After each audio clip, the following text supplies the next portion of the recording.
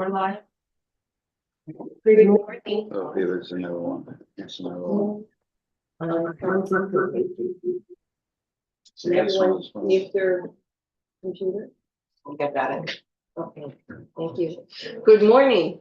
Welcome to the town council meeting for March 11th, 2025. Let us begin by acknowledging that we are gathered today in Mi'kma'ki, the ancestral, present, and future territory of the Mi'kmaq people. Today, we gather with the intent followed by the Living Peace and Friendship Treaties with respect, cooperation, and coexistence. We are all truly people. I call this meeting to order. And the first item is I will take any additions to the agenda. I'd like Deputy Mayor? Yes, sorry, to jump the gun. I'd like to add under 8.7 that we include a motion to bring the strategic plan to the public. Okay, thank you. I'd also like to add under correspondence 6.5 that we include the letter from Lunenburg Pride, Okay, and that's it. Thank you. are there any other additions from councilors? No, being none, I will take a motion to approve the agenda with amendments. Councillor Carver and Hoffman has seconded the motion. All those in favor signify aye. Opposed, nay. The motion is carried. Thank you very much. We will move on to the acceptance of the minutes of the regular council meeting of February 27th, 2025. Are there any errors or omissions? Mayor, I Councillor appreciate Feeney? clarification on two items. The first being under the correspondence section and our response to Minister Moore's letter. My recollection is this is 6.1 versus 6.1A. My recollection is we simply deferred that letter until a future meeting, at which time we would have already received the response from the NSFM. Looking at today's agenda, that response is yet to arrive. And therefore, I think we should, again, kick the can down the road one more meeting until NSFM deals with this issue and provides us with some response. So I think we should add Minister Lore's letter to this agenda. And then when we get to correspondence, then I'll move it along to the next meeting if everyone's okay with that. Okay, everyone in consensus with that? Or Yes. discussion? Okay. The second item is 6.1. I think there was a strong consensus around extending the borrowing facility. I believe the motion included the phrase on a temporary basis. I believe that was the spirit of the motion and it passed in that format. And I appreciate if the minutes would be updated to reflect that. And the movers and seconders for that? I think it was Councillor Paul Ferman, and then I second that motion. Okay, so you're in agreement. And other than that, Mayor, I'd move that with those two edits, I'd move that we accept the minutes as edited. Okay, is there a seconder for that motion? All right, Councillor Carver. Okay, moved in second. Any further discussion? Okay, I'll call for the question. All those in favor signify aye. Opposed, nay. The motion is carried. Thank you for that pickup, Councillor Feeney. Now we're moving on to announcements by council members. I just want to remark on a wonderful Women's Day event held in Lunenburg at the School for the Arts. And I was part of the planning team, so I'll break it up a bit, but it was a wonderful afternoon, full house. Partners in this would be the Peace Second Story Women's Center, Harbor House, Socio-Sexual Sexual Health, and the Status Women donated money, and we came together with some private practice therapists as well, and our keynote speaker was Commissioner Michael McDonald, who just spoke and gave a wonderful keynote speech about the inquiry of the mass murders in Portapique, and it was very emotional afternoon, but very happy and joyful music and other things as well. But it was wonderful. I hope there's some video floating around of bits and pieces that people will be able to share. But it was It was quite an afternoon, so. I welcome any other news from the council, any news from the community that they'd like to share? None, okay, we will move on to public input session. How many people are here to speak? One, just one? Okay, so you have 15 minutes in total. You don't have to split your time with anyone.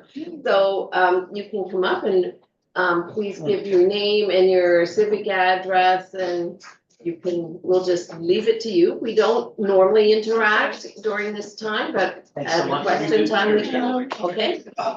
Thank you. Thank you. Sorry. Oh, thank you. So hello, folks. My name is Kay. I'm from Lunenburg County. Just as this is going on public record and for my own safety, Sure. I won't be giving my civic address as part of Lunenburg Pride. I'm here with Darlene and Maggie, also board members of Lunenburg Pride. Today, we came because we wanted to read some of the parts of the letter sent to Lunenburg Town of Mahone Bay Council by Lunenburg County Pride regarding the discussion about decorative sidewalks.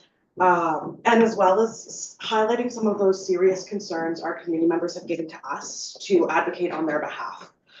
And what actions we hope the council may consider. I have shortened the letter for time and also to ensure that throughout this public council, we're not calling councilors by name, but there are names throughout that letter. So when you're reading through, just as we reflected on the discussion. Dear Town of Mahone Bay Council, our community members have expressed distress to us regarding the previous council meeting and the prospect of removing decorative crosswalks. We have reviewed the discussion from the February meeting, and councilors raised valid concerns about traction, slippage, vandalism, disrespectful behaviors, and long-term maintenance costs to keep the crosswalks visible. Additionally, it was mentioned that while supporting these causes is important, some feel that it's uncomfortable to have these underfoot. Removal of these symbols that represent equity is a sensitive topic, and words need to be chosen carefully. We recognize that we're all in different places of our learning and understanding, but we did want to express concern related to the statement, choosing who gets a sidewalk this month. For many of our equity groups, this signaled that a deep misunderstanding on why monthly recognitions are needed for vital education on underserved populations. It also created significant discomfort as it lacked respect for ongoing political, legal, and hate-based challenges equity communities face. At Lunenburg County Pride, we understand the need to comply with provincial regulations regarding crosswalk safety, particularly for those with visual impairments or physical challenges for the slipping. Our primary concern is the dangerous message that the removal of these crosswalks can send to hate groups that are functioning in our communities today. While removal may prevent vandalism at these specific locations, it also can signal that the Town of Mahone Bay does not support equity groups represented, potentially emboldening the hate that's already faced towards the 2S LGBTQIA community in Town of Mahone Bay and surrounding areas, as well as the impacts for other underserved populations. We understand the concerns about the ongoing disrespect of crosswalks that are impacting by council's identity and the concern and fear. And we share that fear and sadness when we see disrespectful behavior, vandalization at those crosswalks. Like I said, we understand that fear, but to emphasize, the removal of these symbols without other recognition tells our community, you don't want to attract hatred by some groups. Simply don't be you. That's not the message we think Town of Mahone Bay wants to send. We want to be clear. If council proceeds with the removal of decorative crosswalks, the communication regarding this needs to be crystal clear. It should be communicated with unobscured wording as a necessary measure for safety and in alignment with provincial guidelines. As well, it must outline actionable steps the Town of Mahone Bay will take to have representation permanently throughout the year. It was suggested that flags or other forms of recognition may be a cost-effective measure of representation. We believe that representation beyond flags is essential. Awareness, representation, and recognition needs to go beyond specific months and be an ongoing priority. Broader community engagement is also crucial for determining what should replace visual representation by crosswalks, especially given the rise of hate incidents in the area. We urge the town of Mahone Bay to provide clear opportunities for community consultation, as this decision will impact the safety and sense of belonging for your community members. Lunenburg County Pride would also be open to assist in organizing consultation opportunities, providing the town council with resources and education on why these recognition symbols are important, and support in whatever else you need for this project.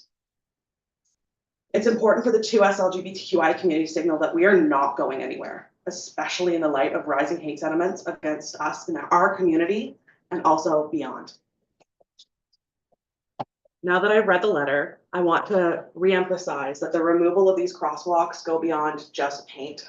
It's about symbols of support, equity, and respect for community that's still facing significant discrimination and heightened discrimination in our communities. True inclusion requires year-round support, action, and visibility, not just temporary monthly displays like flags, which are still significantly important. This ongoing recognition would fosters a sense of belonging and ensures community members feel seen and supported in our communities. Decisions like the one that you're going to be making on decorative sidewalks shape our collective experience. We urge the council to engage in transparent and inclusive consultation to ensure future representation is ongoing and enduring and respectful. We are here to work with you to ensure our communities remain places of inclusion, respect, and pride. Thank you so much. Thank you so much. Thank you. And we've given you each a copy of the letter on hard copy. Again, we didn't know how much time we had, so we did cut out sections of it for this conversation. We did add that to the agenda, if you noted, and that will come up under correspondence. Are there any questions? Discussion? Being none? Well, thank you for your presentation. Thank you. You're welcome to stay for the meeting, and we always are pleased to have members of the public join us.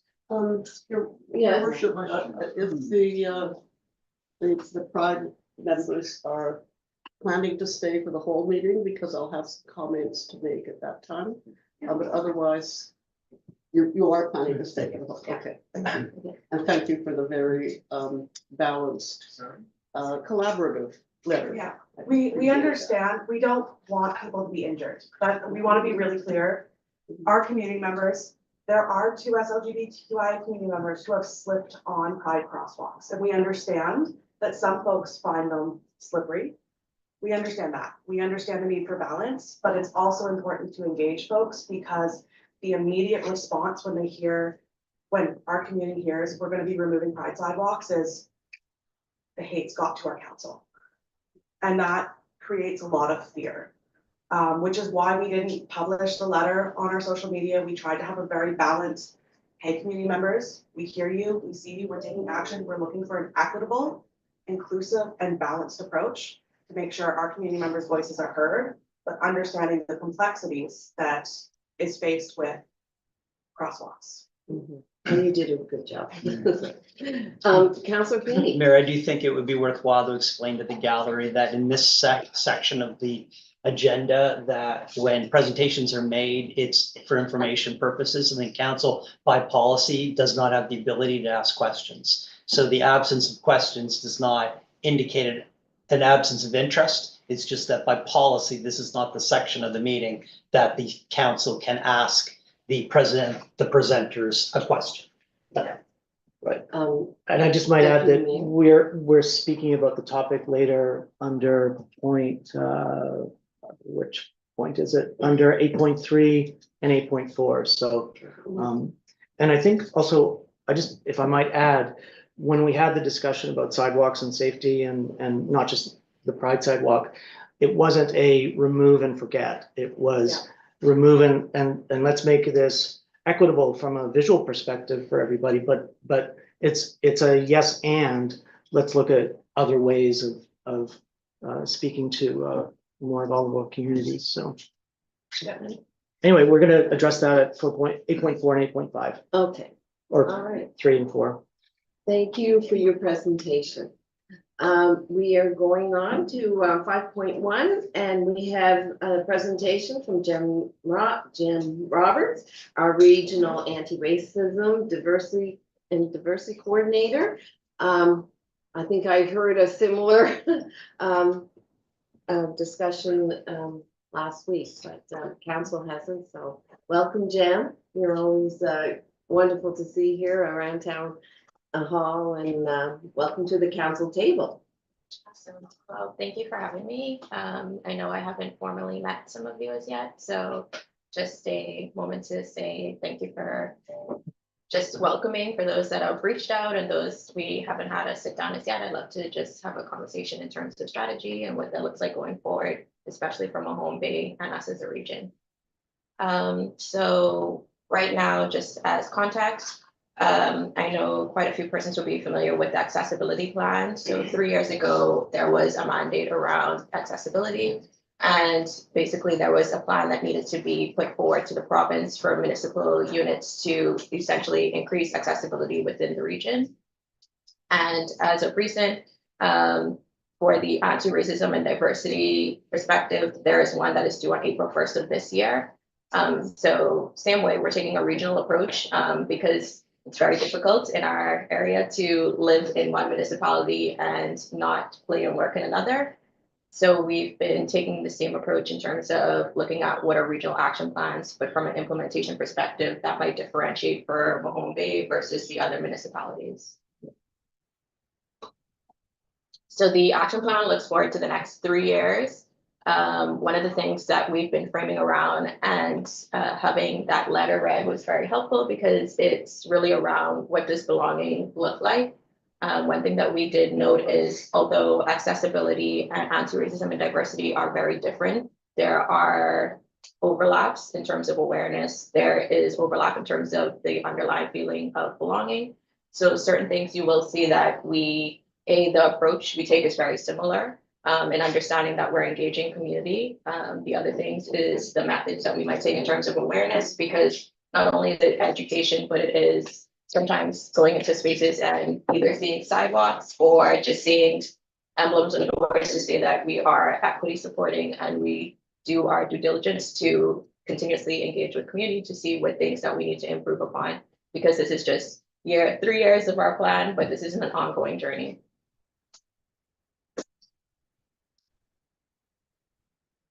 So I do want to give the caveat that we are submitting this as a draft. So we have thorough community engagement prior to action plan development. So we have drafted actions around 50-ish based on the rigorous community engagement done over the past few months, just to inform not only the approach, but the focus areas. But the actual items themselves in terms of deliverables, those are kind of pulled back just so to ensure that we are engaging our regional committee, which is currently in the course of formation. And once that committee is formed, then we'll review the action items, then which will come to council for final approval.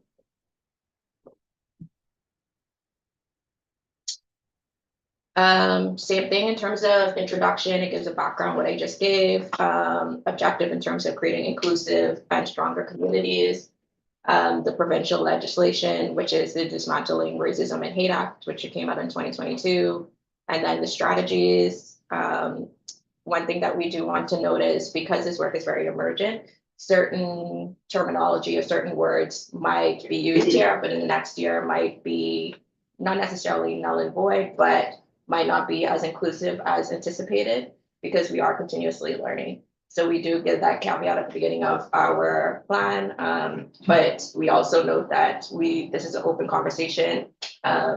A lot of the times people use safe spaces, and that's great, but we need to have very brave spaces where we're able to go forward and have the very difficult and uncomfortable conversations. And just so we're able to learn from each other, what does a community of belonging really look like for our neighbors and ourselves? So in terms of the intersectional piece, from the accessibility plan, there are a few values or what we believe that are included. Ellen and I, which is the accessibility coordinator, had a conversation in terms of how can we have the similar approach, but also look at it very focused in terms of how a person is perceived if they are a visual minority or if they have an accessibility issue. So I do want to say that we continuously use equitable access as a focus, as well as first voice, flexibility, collaboration, and then we've added intersectionality this year because we can't look at accessibility and then look at anti-racism when people have multiple, I guess, beings or layers to themselves. So we just wanted to note that and just kind of orient each of the council in terms of this is why we're doing this. This is why the front ends of the plan look relatively similar. And just for good work to be done, a lot of our collaboration is necessary because we don't want to create one method for accessibility and then one method for anti-racism and creating dual course, because this is not new work. It's just a new way of doing the work you're currently already doing. So we just want to reiterate that and understand that this is a difficult thing for people that have never done it this way, almost like a new language. So we're here to continuously support and coach and then also provide you with the connections in community so that you're able to continuously move forward and learn the best way to approach what you're currently doing. So this is generally the plan. We have glossary of terms. We have that are items used in the plan, and we put this up front just because we want people to understand as they go through the plan. The only other things is we do have a letters from mayors and warrants, because we do want people to understand the approach and the why and the stance that each municipal unit has, especially given the climate of things and how that shifts. It's very important to say this is where we are and this is our focus. But we continuously have the conversation. So one letter is just one way for it to be out there. But as you engage with people, your actions are the main thing that'll speak to it.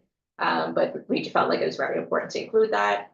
We talk about evaluation in terms of partnering with organizations that really have formalized approaches, because equity work is emergent. So a lot of persons just say that this is an arbitrary goal and they don't really have tracking metrics. And fortunately for me, binary is my love language. So I'm able to express that and practice that in the social environment and social innovation and developmental evaluation space, just to see what is changing within our community and be able to hopefully report that transparently within our community.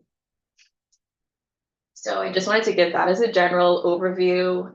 We do want to include budget once it's approved, because it's very important to say and I know this is probably not the best use of terms, but to put your money where your mouth is kind of thing. We really want to put the majority of our budget around relationship building, around education, around training, because in order to understand the shift in system that does need to happen, we do need to shift in terms of our transparency, do need to shift in terms of mental model shift, do need to shift in terms of power dynamic and balance. So that's why we feel like it's important to include here. But that is pretty much the plan. The reasons as to why we have them, we want to continuously engage, understand who our community is, and translate that to everyone as you're doing your work. But that is our plan. And is there any questions? Any questions for Jim? Okay, I just- Deputy Mayor. Sorry, jumping the gun. It must be too much coffee this morning. Just what's the time frame? Like, what's your sort of next steps? What does this year look like from a like a application perspective? Or maybe you put it in there. I didn't see it though. But that's just me. There we go. Okay. In terms of next items, we are going to do the formation of the committee. So all of the community members, those names have been put forward, and that should be coming to each of the councils this month. And each of the councils have to appoint one member. So once that is formed, based on our terms of reference, it needs to go to the committee for review, just to ensure that it is reflective of varying groups, just so we have varying voices in the decision-making process. And that would be the main focus. And then once that's finalized, the finalized plan with the actual action items will go forward. And then that will be publicized in terms of saying over the next 3 years, this is what we're doing. Okay. But over the first year, I would say it's predominantly community engagement, informing, baseline setting. And then one other thing I would say is based on our approach. As you can tell, I love theory and change, is really around defining, just so that we're able to understand what does this change really look like, or what does belonging really look like for community. We have a lot of strategies that are out there, but it doesn't really reflect a lot of equity deserving groups. So ensuring that we have a very whole WHOLE perspective of that, and then we're going to summarize that and then do more of a discovery in understanding what are the things that are working well to amplify those, and then we're able to shift on the things that need to, whether it's policy or procedures, that we can then focus on that is more feasible over a 3-year process. Councillor Carver. Thank you, Jen. I have a question. I hope this doesn't complicate or dilute the issue, but it's about women's issues. Women as a vulnerable group, and I'm coming fresh from the afternoon on Saturday. And so one of the things I thought about while you were speaking was bystander education. Yeah. Because that's one of the things that's really promoted for addressing the gender-based violence Yeah. issue. And is there any overlap with the work that you'll be doing, or do you see them as separate? No, I mean, diversity, and I do want to really point that in, is diversity is more than just visual aspects. It is diversity, whether you are a woman or identifying as a woman, or if you have a disability, or if you have been here 20 years, or any of those things. All of that is diversity. In terms of for women specifically, and women and people that identify as women, this is very important given the climate of things, as you would have seen on Saturday. I do feel bystander intervention is a very important part that we all need to do. Selfishly, I come from a culture that it's very straightforward, very say it, very address it. So I think bystander intervention is a similar way that we are learning how to show up for others. And similarly, I feel like that's just one part of it, because that'll just be like the basis, and we'll have to kind of go forward. So it would be council members, but also frontline staff and staff, because this job is just one part of you. You're out of community day in, day out, and we do have a responsibility to our community. So yeah, I do feel like that is something that is not necessarily overlapping. It is like in the trenches of this work for sure. Thank you for that. And Councillor Feeney. Jem, this is a first time meeting, so nice to meet you. Can you just remind council and the gallery a bit about, the origins of the effort and which municipalities are really collaborating together from the South Shore to, to move it forward? Yes, definitely. And thank you for calling me out on that. That's more a background that's really important to reiterate. So it's from the Dismantling Racism and Hate Act that the province put out in 2022 that required all the municipalities to provide an action plan to do exactly that by this year, April 1st. And we took a regional approach. And when I say we, that we is Town of Mahone Bay, Town of Bridgewater, Town of Lunenburg, Municipality of the District of Lunenburg, and Municipality of the District of Chester as well. So the 5 municipalities within this region have taken the approach to do it as a regional approach, because same thing, lines are very blurred. And this is a provincial mandate, but it's something that has been emergent because there has been initial work from each of the municipalities in terms of what does this work look like in our area? How do we focus on this? And then this is just more of a overarching strategy to go to work towards it in a more formal way as well. Thanks. I have one last Oh, question. yes, I should, Deputy Mayor. oh, the caffeine will wear off. You need a joker to. That That I can pull. What's the reporting structure? I mean, do you report into the Joint Services Board, or how does that, I should know, but I don't remember, where do you sit Yeah. sort of in the whole 5 It community? depends. Okay. So from a bureaucratic standpoint, I would be, so this is the 5 municipalities, and then it would just be me, similar to Municipal Joint Services Board, but we're not under Municipal Joint Services Board because they serve, I think, 3 municipalities, Okay, whereas we serve 5, so it is a intermunicipal agreement between the 5, in terms of resource perspective. And then in terms of reporting from an HR perspective, just for ease of navigation, because intermunicipal doesn't create a entity to then be employed by, I would be under Chester, but that doesn't mean that I am more due to Chester than the other units. got it. Okay, cool. And Jen is very easy to get in contact with, and she's here around Mahone Bay usually on Mondays, Yes. right? Yeah. So that's where I grab her usually. But she's very accessible, so, and very willing to Great. do things for the community and talk about anything. So I have engaged with her many times, so. So I have a question Yes. about what you just said about Jem being here on Mondays. Is that for it to be available for the public to drop in and chat with you, for staff? And what happens on Mondays? Oh, well, thank you for asking.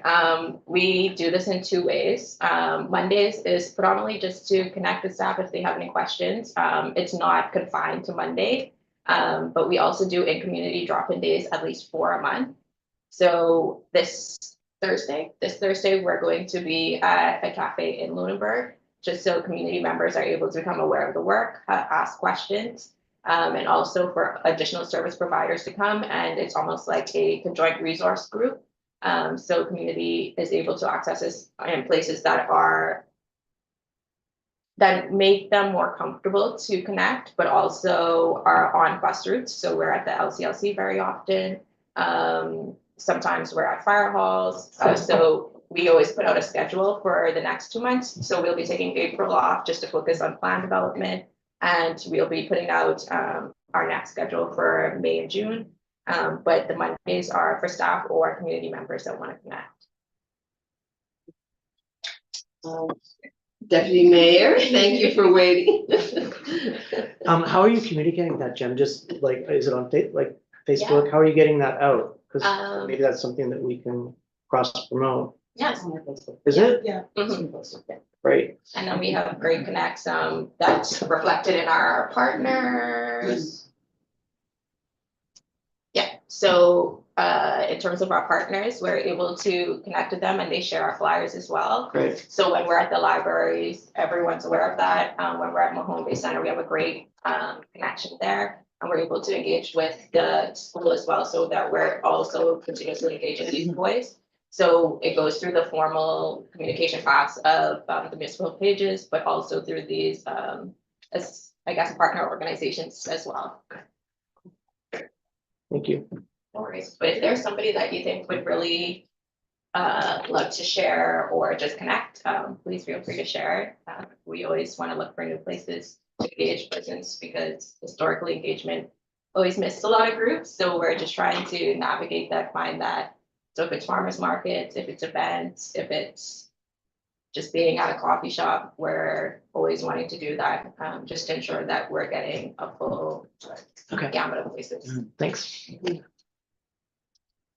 Any other questions for Jen? No. Well, thank you for Thank you. coming, Jen. Thank you. You're always welcome to come back and let us know how things are going, because reporting back or just having conversation about your work is really important for us at the council. Thank you. I look forward to the appointment. Yeah, yes, that was late arriving yesterday. So, okay, we will get to that first. Yeah. You may Just making sure.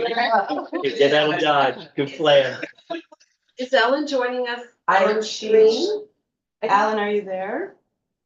She might have video on. Yeah, I'm here. I'm just getting my screen ready to share. Okay, great. Ellen is joining us on virtually today, so screen, so I guess will be our best friend through this. Welcome, Ellen, to our meeting here. We just heard from Jem, your partner, pretty much at the District of Chester office building. Looking forward to hearing your presentation this morning. Great, thank you. And thank you very much for the opportunity to join virtually because you do not want what I have. So thank you for that. So my intention today is to provide an overview of the accessibility plan. So this is the Lunenburg County Accessibility Plan. And similar to what Jem mentioned in her presentation, we have the Accessibility Act in Nova Scotia, which was passed in 2017. And that Act requires that municipalities have an accessibility advisory committee, which Lunenburg County approached as a region, and that we also have an accessibility plan. And again, that was approached as a region. So the first accessibility plan was submitted to the province in 2021. And now what we need to do is provide an update, which is another part of the obligations under the Accessibility Act for prescribed public sector bodies, which includes municipalities. So we've really based this plan on what was in the original 2021 plan, because a lot of what we see as barriers to accessibility really are they're fairly long-term things. And so we know that a lot of the barriers that we identified back in 2020 and 2021 are still kind of broadly barriers now. We've had lots and lots of progress, which you can see at the end of the plan, where each municipality has provided a summary of progress. And there's, some really, really great things that have happened. And Mahone Bay in particular has done a huge amount, both large and small things, to try to identify, remove, and prevent barriers to accessibility. So not to say that we're not making progress, but a lot of these kind of barriers are pretty long-lasting things. And I'll talk a little bit about, what's changed over the last little bit. And why we've included certain additional things in our plan. So you'll see that it's quite similar in terms of format to what the anti-racism and diversity plan is. And that's, again, just reflective of the fact that there's a lot of overlap between this work, and yet they're individual plans because there are kind of unique things that apply to accessibility. And we don't want to lose kind of that focus, even though it is definitely a part of that larger equity, diversity, inclusion kind of landscape. So I'll start I'm just going to review the plan in kind of broad strokes. So we do have an acknowledgement section, which includes Indigenous land acknowledgement, a recognition of African Nova Scotian presence in Nova Scotia. And then also this third section here is reflective of what the Accessibility Advisory Committee mentions at the beginning of every meeting. And that's just that they work in affirmation that accessibility is a human right. That's how we see it through the Nova Scotia's Accessibility Act, and also the UN. They have their Convention on the Rights of Persons with Disabilities, which I believe is 15 years old now. And then also kind of a highlight about intersectionality. So knowing that, when you have more than one identity, that means that you typically experience barriers. So say you have a disability and you're African Nova Scotian, or you have a disability and you're a member of the 2S LGBTQI community, then you're going to be facing barriers that are kind of compounded by the barriers you face in both of those communities or more than that. So really a recognition that we're talking about lots of people from lots of different perspectives. So this section here around the introduction, again, it talks about, excuse me, the context of legislation and kind of why we're doing this work. And then I'll say again what Jem was saying in her presentation. We do, you know, these were kind of the what we believe. So all of these except for intersectionality were included in the original accessibility plan. They may not have had these titles, but the concepts were included in that plan. And I want to go into just a tiny bit more detail about this because it's really important, I think, that we think about these things as we're doing this work. And it's not just, you know, when we're talking about equity, diversity, inclusion, and accessibility, it's also when we're doing all of the other work that municipalities do to be thinking about these things. So equitable access, so recognizing that different people may need different things in order to have full participation in our communities. First voice, so again, people with lived experience of disability really should be part of the decision making when we're talking about accessibility. Then collaboration, so recognizing the importance of having collaboration, not just between the municipalities, but also with other levels of government, with other organizations, and between the work that, you know, I don't know if it says that here, but also between the work between, you know, what Jem is doing in her work and what I'm doing in my work around accessibility to support the municipalities. And finally, just again, the addition of intersectionality, which recognizes, you know, that kind of variety, that huge variety of experience around disability and other sorts of identities that lead to more barriers and kind of that magnification of the impacts of those barriers for different groups. So our glossary of terms, again, Jem mentioned that this is in the beginning of the plan, and that's really to kind of set the stage for folks about, you know, what are you gonna, let's talk about how we're communicating and what kinds of language we're using. And, you know, an example is equity deserving groups is something in our glossary. And we use that term, I use that term quite often just to express that, you know, there are lots of people that traditionally have not been included.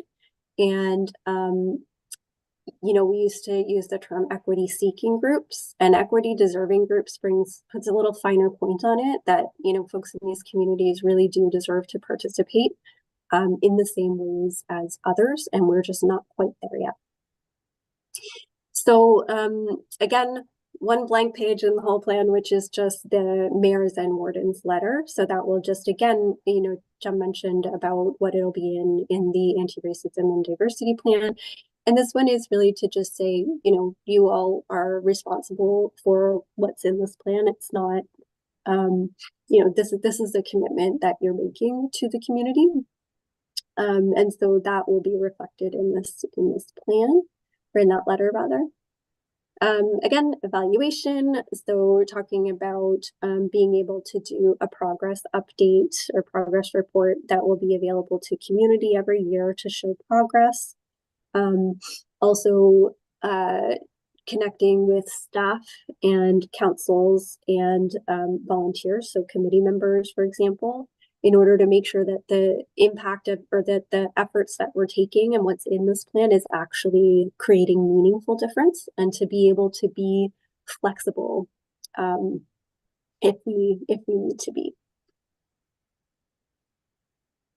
All right, so now this is just a quick summary of, you know, the diversity in our communities. So when we talk about disability, you know, we are talking about quite a number of people. So in the Canadian Survey on Disability from 2022, which is the most up-to-date information that we have 37.9% of Nova Scotians who report having a disability. And when we say disability, that can mean anything from, you know, having chronic pain to having anxiety to having a learning disability, or, you know, another type of neurodivergence, like any number of things can be included in that category of disability. And so just recognizing that that is the highest percentage in the country, and that it has gone up by about 8% since the last time they did that survey 5 years earlier. And one of the largest increases over that time was in mental health related disabilities, just in case that's of interest. And there is lots of information about more statistics related to disability, but again, it is from 2022. So we should be expecting another survey in the next few years that will update that information. So we've noted here some progress, and that's just, you know, noting that we do have the Accessibility Advisory Committee that continues to meet, and also that about the accessibility coordinator role, like I've been hired in that role since the last plan, and that role has been made permanent as of fall of 2024. And that there's also a group of staff, senior staff, mainly deputy CAOs, who participate in fairly frequent meetings to make sure that we're sort of all on the same page as a region with respect to accessibility and also equity, diversity, and inclusion more broadly. So we did do a fair bit of public engagement, which included a survey. We didn't have a huge number of respondents, under 30, which makes it a bit tough to make, you know, statistical, you know, bring forward any really relevant statistical information. But there were quite a number of opportunities for people to share, you know, open-ended comments. So we did that. And then we also had, Jem mentioned, going out into the community. So she and I have done that quite frequently. And I also did a few sessions with the community before Jem started in her role. So we were able to hear from quite a number of people who had disabilities or who felt that they were from underrepresented or underserved groups. And the findings from all of that information were basically that the categories that we looked at in the last plan, so goods and services, information and communications, transportation, employment, and built environment. So these are all areas where people experience barriers, and also areas that are covered in the Accessibility Act, and will be areas where standards will be developed or are being developed right now. So all of those areas still have barriers. So people are still talking about challenges that they're having in those areas. So I'm not going to go into much detail here. I guess I'll just highlight a few things. Employment, you know, we didn't ask about, you know, people working for municipalities, because we just really wouldn't have enough information because of, like, you know, we don't know how many people who work for the municipalities have disabilities. So we don't have enough people to be able to really significantly or meaningfully tell us about that. But we did ask about people's general employment concerns or barriers, and a lot of them said that really it's about attitudes and lack of understanding of what disability is and how it impacts people's ability to work. And the people who tended to have more you know, positive work experiences work for people who provide flexibility in their hours and work situations, or they work for themselves where they have control over that themselves. So that's fine. That's information that we can kind of take back and consider when we think about why we don't have more representation from people with disabilities in our own organizations. And transportation was another one. You can see there's a lot more content here because people talked about it a fair bit. It involves both, you know, public transportation, but also sidewalks and active transportation. And so, yeah, just that folks are still experiencing quite a number of barriers related to that and accessibility. So being able to get around, get where they need and where they want to go. There's a page here that just talks about things people are really happy about over the last few years, examples of upgrades to parks and you know, good experiences with staff in some organizations. And then we have some information here about areas that we can do better on. And that again comes back to that concept of intersectionality. So who did we not hear from?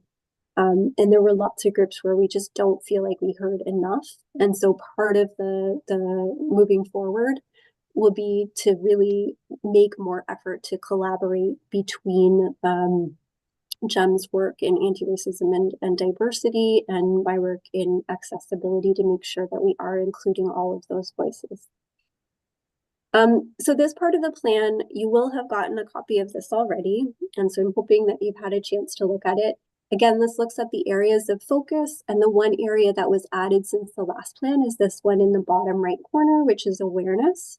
So again, it just recognizes that we have a role to play as municipalities to bring awareness to our organizations and to the broader community, because that's such a barrier for people to feel a sense of belonging and ability to participate in our communities.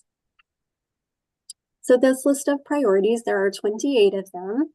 So these are kind of like, you can kind of think of this as like the menu of things that we want to work on as municipalities.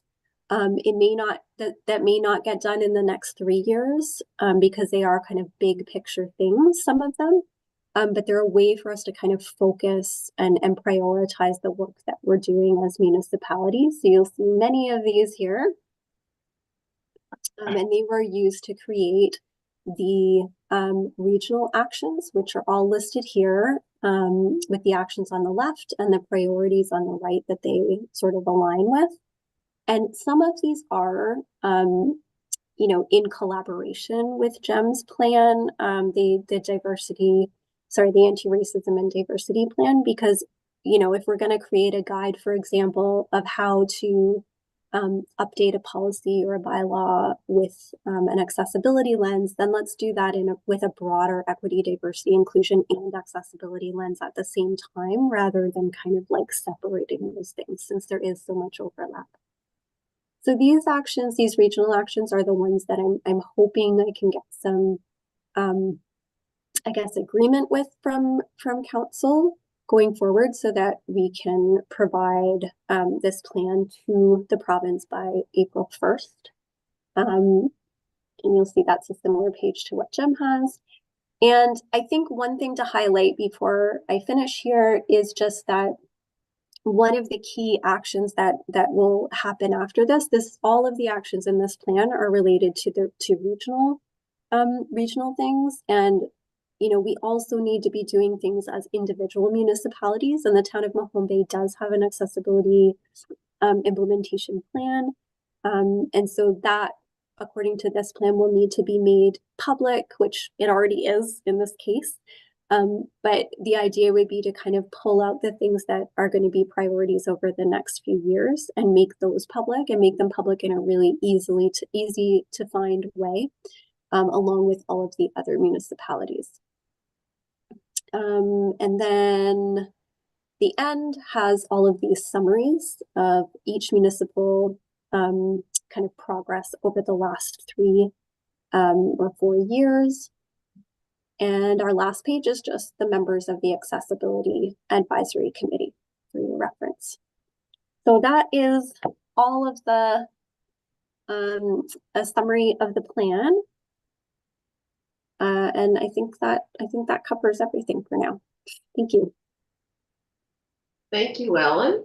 Can I just ask a couple questions myself before I hand it over to some of the members of council? How well did you complete the first plan?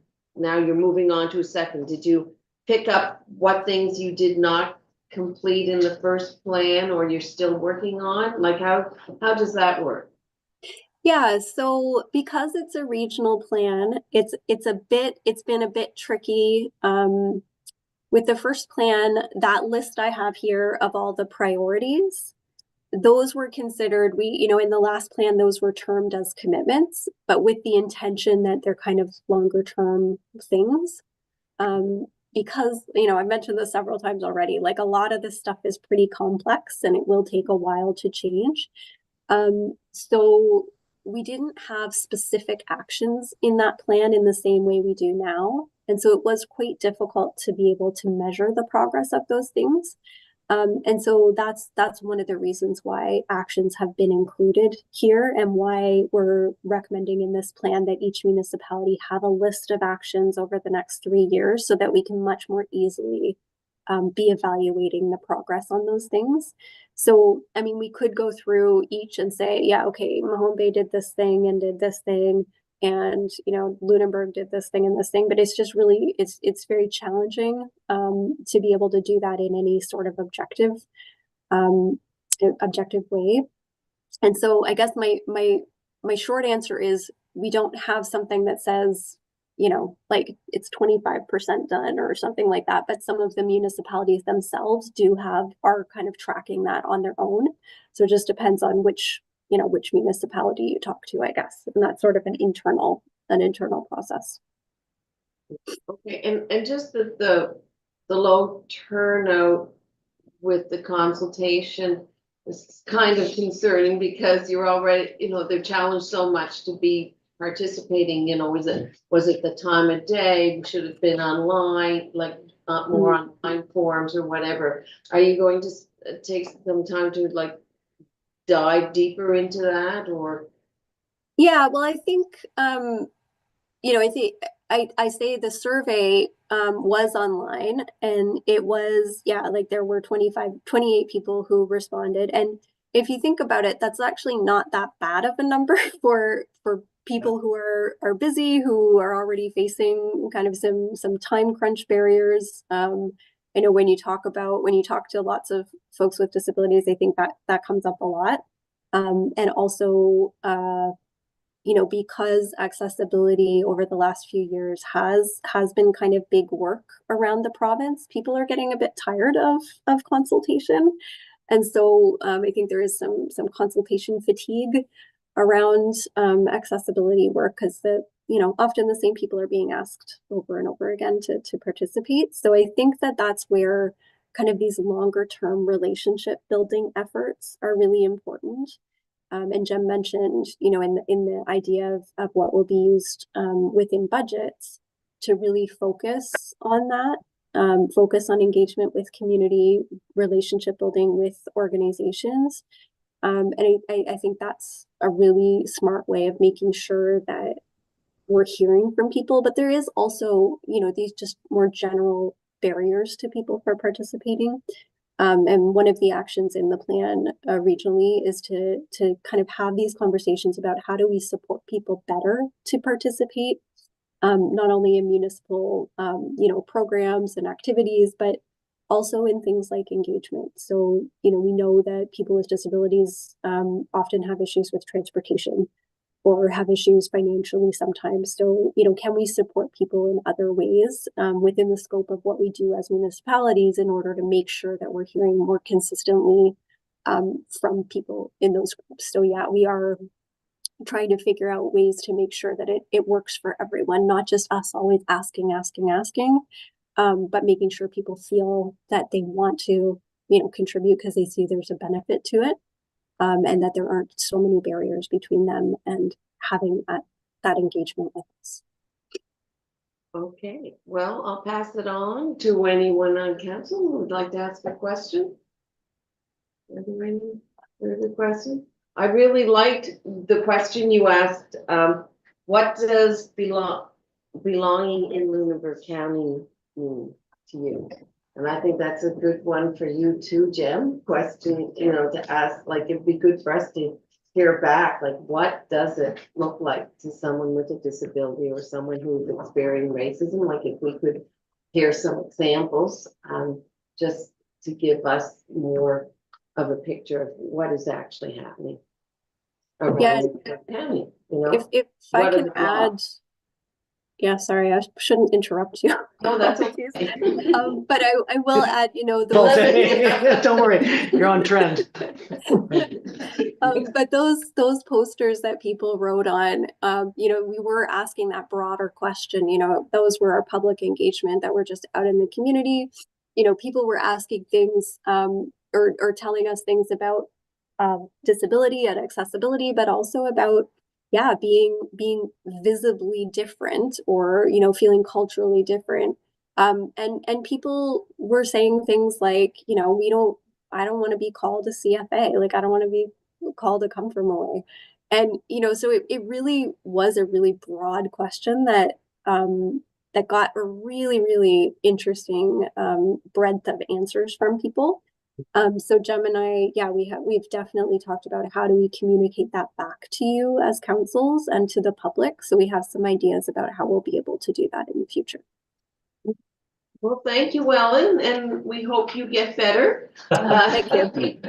Because there are a few sniffles around today, so anyway, thank you for joining us, and you're always welcome at our council table. Great, thank you very much. Okay, Thanks, Ellen. bye. Thanks, Ellen. Okay, very interesting. All right, we have our next presentation is peak experience. So I think Craig, you're here to join us with our strategic plan. Don't ask nothing.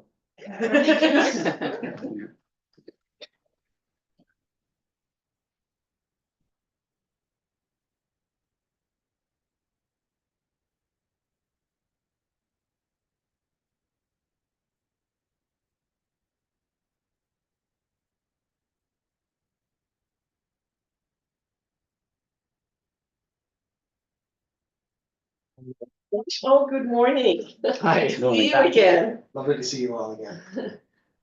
Welcome. And just so that people at home who are watching and in the gallery, this is our presentation of the strategic plan that we've been working on, and how many weeks? About a month we've been at this. So I'll hand it over to you, and we're eager to lead the presentation. Thank you very much. So we were engaged, myself and Frank Gallant, my partner, were engaged to lead this facilitation of this strategic plan, I believe in mid-January. And the scope of the work was to facilitate the creation of a strategic plan with ideally before the end of March. So there would be ample time to incorporate things needed to be incorporated into the budget. And I'm pleased that we're here in the middle of or early March, and we've got this in front of you because I believe there's some further consultation perhaps to take place before it's finalized. But so we began the work in mid-January. Prior to the beginning of the work, we were sent by the town previous strategic plans, as well as a resident survey that was done asking residents for their priorities moving forward. And we had a launch meeting with council and senior staff at the end of January, where we went over the project plan as well as the timelines and came to agreement on those.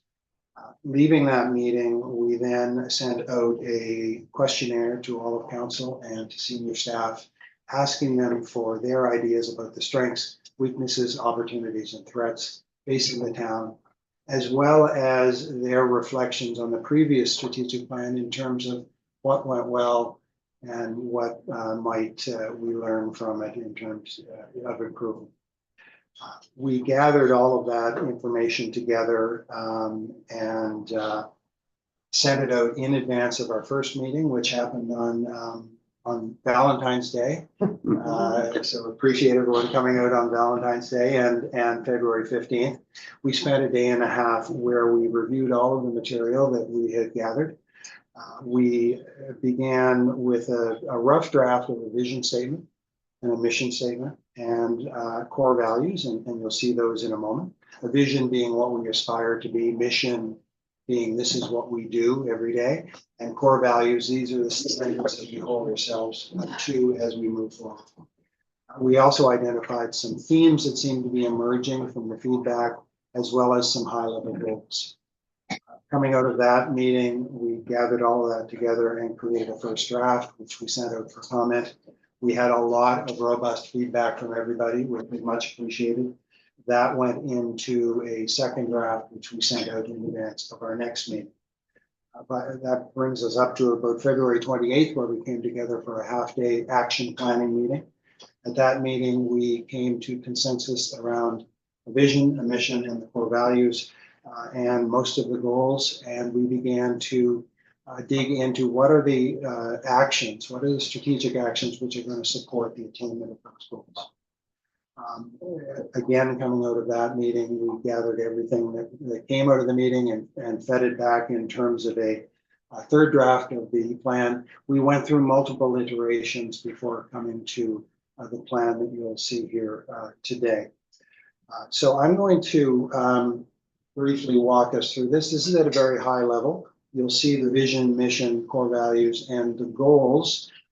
The further detail in the strategic actions will appear in the plan.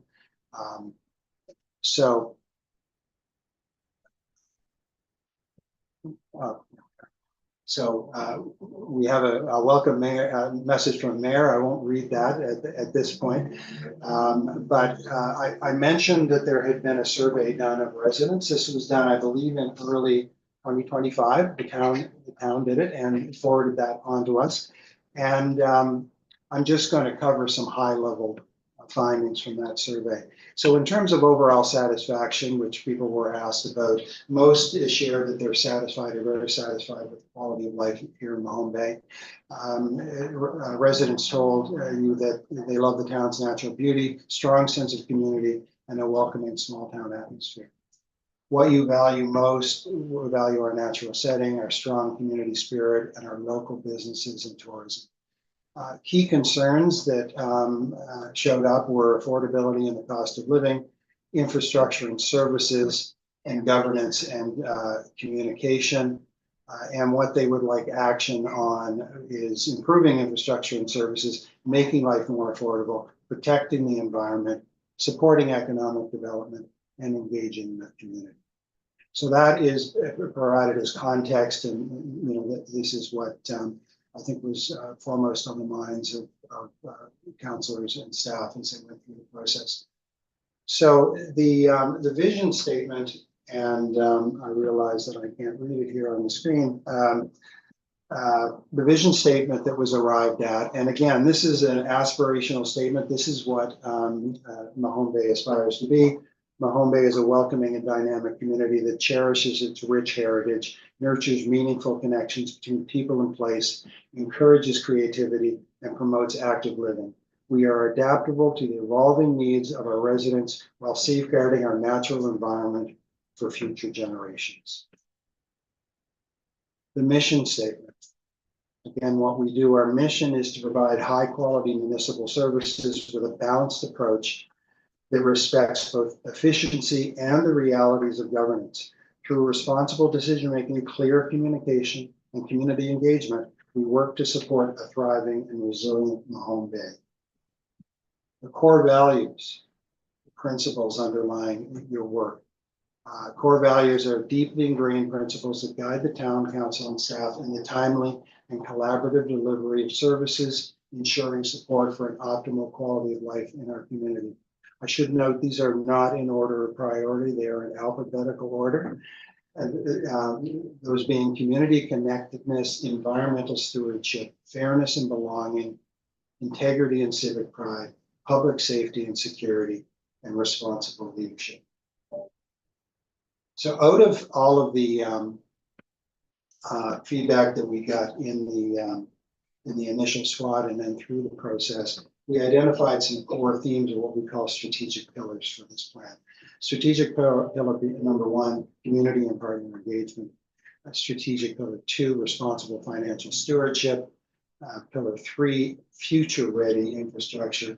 And pillar 4, planned services and managed living. And I should note there was a statement there, we aim to balance economic prosperity with environmental and community well-being, ensuring Mahone Bay remains vibrant and livable in the present and the future. So I'll briefly go through the goals here. I think I'll forward to another slide, which may be a little easier for people to see. under the community and partner engagement pillar, increase access to town information and decision. Strengthen and sustain strategic community partnerships to amplify connections and collaboration. Invest resources in intermunicipal relationships and foster a welcoming and inclusive community. Under the pillar of responsible financial stewardship, enhance financial forecasting and transparency, modernize and improve financial services, and increase non-tax revenue streams by leveraging town assets. Under the pillar 3 of future-ready infrastructure, modernize, expand, and replace aging utility infrastructure to ensure reliable, future-ready services, develop a comprehensive asset management strategy, invest in natural infrastructure, and Environmental solutions. thank you. Half my screen is cut off here. And finally, improve mobility and accessibility through strategic infrastructure investments that prioritize pedestrian safety, accessibility, and active living. And then finally, strategic pillar 4, improve the efficiency of housing and development permitting processes to encourage housing starts and support sustainable growth, expand the tax base through strategic redevelopment and business growth, leverage heritage assets to increase economic value and tourism potential, and finally, strengthen public safety and resilience through community collaboration. So that is the plan at a high level. Of course, more detail is in the plan in terms of the actions. I would say in summary that one of the primary considerations was creating a plan that met the needs of the town today and into the future, but doing so in a way that was in alignment with the resources available to the town. I believe that we've arrived at that point. Very good, thank you. Any discussion or questions? Councillor Feeney, you look like you have one. Well, I think it was a successful endeavor. I think a little less painful with our help from our friends. So I was pleased with the output. I think in future iterations we'll get down into the more tactical initiatives, and I think as Jem said, that's where you put your money where your mouth is. I think it was the term she used earlier in the call. So I'm looking forward to the next more in-depth version of this. I think there was an objective to try to get to this meeting and have this level of detail, but there's another lower level of detail, which I think will kind of guide our investments and our expenditures and our staff plan. So we'll get to it when we get to it. Plus budget is coming. Fair enough. I think Councillor Paulson. Yes, I think what we've got so far is successful and good, and yes, there will be more discussions on the strategic actions themselves, and some of those will be challenging, I think. Fair enough. Yes. That's We're up for the challenge, right? tragedy. Thank you, Councillor Carter. Thank you. Just wondering if the CAO comes back. I'm just interested to go over the next steps for approval of for any further adaptations or revisions and final approval. What are the next steps of the timeline for how that's going to work? Right. I'm feeling pretty good about the way the whole thing is at this point. Okay. Any other discussion, questions? Kelly, I'm not sure if you have any feedback. I can't see you on the screen, so. It's in the middle. Oh, there he is. Okay, it's I'm not on trying my, to be not on my. Hollywood Squares. Okay. So, out of character, I know, but I can't really talk anyway. I wrote these guys last week and said I thought that this was a really a masterful result of a process that at times is a little bit chaotic, and we've managed to extract the stuff that's, I think, puts us in the right place for our direction for the next while. So good on you. Okay, great. No further questions, I guess. Thank you. Thank Thank you, you. everyone. And it's been a pleasure to work with you, and we will be in contact anyway, so when we finish up, oh, I think there was a question for you, CAO.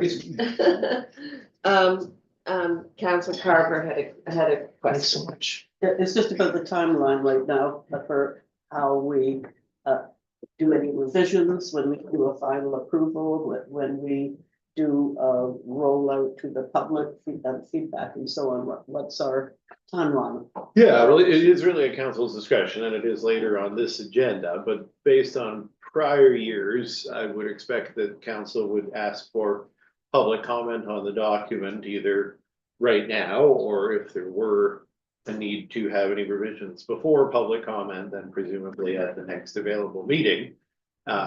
Public comment would provide people an opportunity to provide a response to the document. Council would then consider that at the following meeting and then have an approval or any subsequent amendment on response to public comment. So that's kind of what we've done in prior years.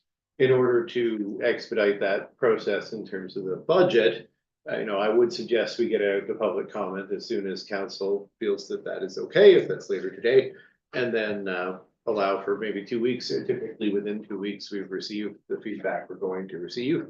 So that would be my suggestion. That would give us a chance to adopt not later than the first meeting in April, unless there's a lot of subsequent revisions. So do we need a motion on that? It is later It's on this later in agenda. the agenda. It was an addition. Oh, We had it added on. I added it. That's what. Oh, the strap bag. Yeah. Thank you. Okay, Okay. thank you. All right. I wasn't quite sure what that was. Thank Just you. because motions aren't usually in That's order. great. Bye. Safe driving. So, Okay. Any other questions? No? Okay, we are going to move on to correspondences. And we have a lot of items here. We have 5 correspondences. Do we want to handle them individually, or is there a group one for? So we'll go to 6.1. It's from the president of the NSFM, Pam Moon, regarding pending legislation. I think Councillor Feeney, you spoke to that already. Well, Mayor, or the, I think these are different items of correspondence from the NSFM. I think the point I was making earlier on the call is that the specific letter from Minister Lohr requested a response. Yeah. I believe there's consensus around the table to defer that response until we get some more direction from the NSFM. I think we talked about that Yeah. quite a bit at the last meeting. So hearing that, I would request that correspondence be deferred to a future council meeting. And I guess we should just keep deferring it until we get our formal response from NSFM.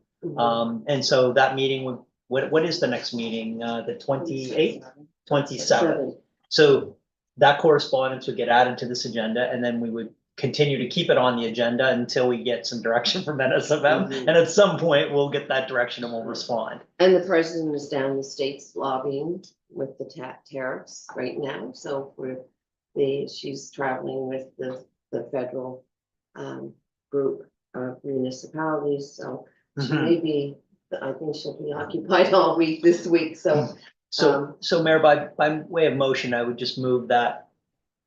Sorry, I think the deputy mayor also added a letter of correspondence from Pride Lunenburg, which was item correspondence, what? 6.5. So let's call the Minister Lohr letter 6.6. And I would move the council defer item 6.6 till the next council meeting. okay, is there a seconder? Councillor Copeland, any further discussion on the deferring of the letter? Just want to make sure Oh, we're yeah. clear on the staff side. So it's not super clear from Pam's more recent letter that there will be a formal response as was initially interpreted. Like what she said there was, we appreciate municipalities sending letters of support to the NSFM in general, and that we're having less formal conversations with the province. So I think it would essentially be perceived that what we've done, if putting this up, is not responded either with an indication of support to NSFM or with an indication of acceptance to the request from Minister Moore. And I think that's what Councillor Feeney is suggesting. We won't Well, get I responded to mean, either. so See where things go between now and the next meeting. in my opinion, the letter from Minister Lore came on the 11th of February. The letter from the NSFM came on the 12th. The letter on the 12th was directly correlated to the minister's letter on the 11th.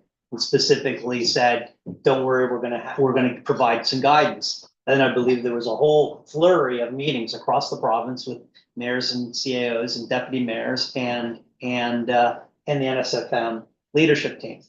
So I don't take these letters as a formal response to the letter of the 11th. No. They seem almost like unrelated. So if there isn't going to be a letter from the NSFM, then at some point we'll just respond, because we're reasonable people, but we do have some level of courtesy that we owe the minister. So I think responding to the minister within a 60-day period would be the stretching courtesy to the limits. That would put us at April 11th. So sometime between now and April 11th, I believe that we will need to respond to the minister, and that will be the appropriate thing to do. Now, what we say in the letter will be up for the wisdom of council to determine. And I'm assuming that it will be very, it won't be too definitive, would be my sense of things. But anyway, those are my thoughts. What do you all think? I agree. I agree.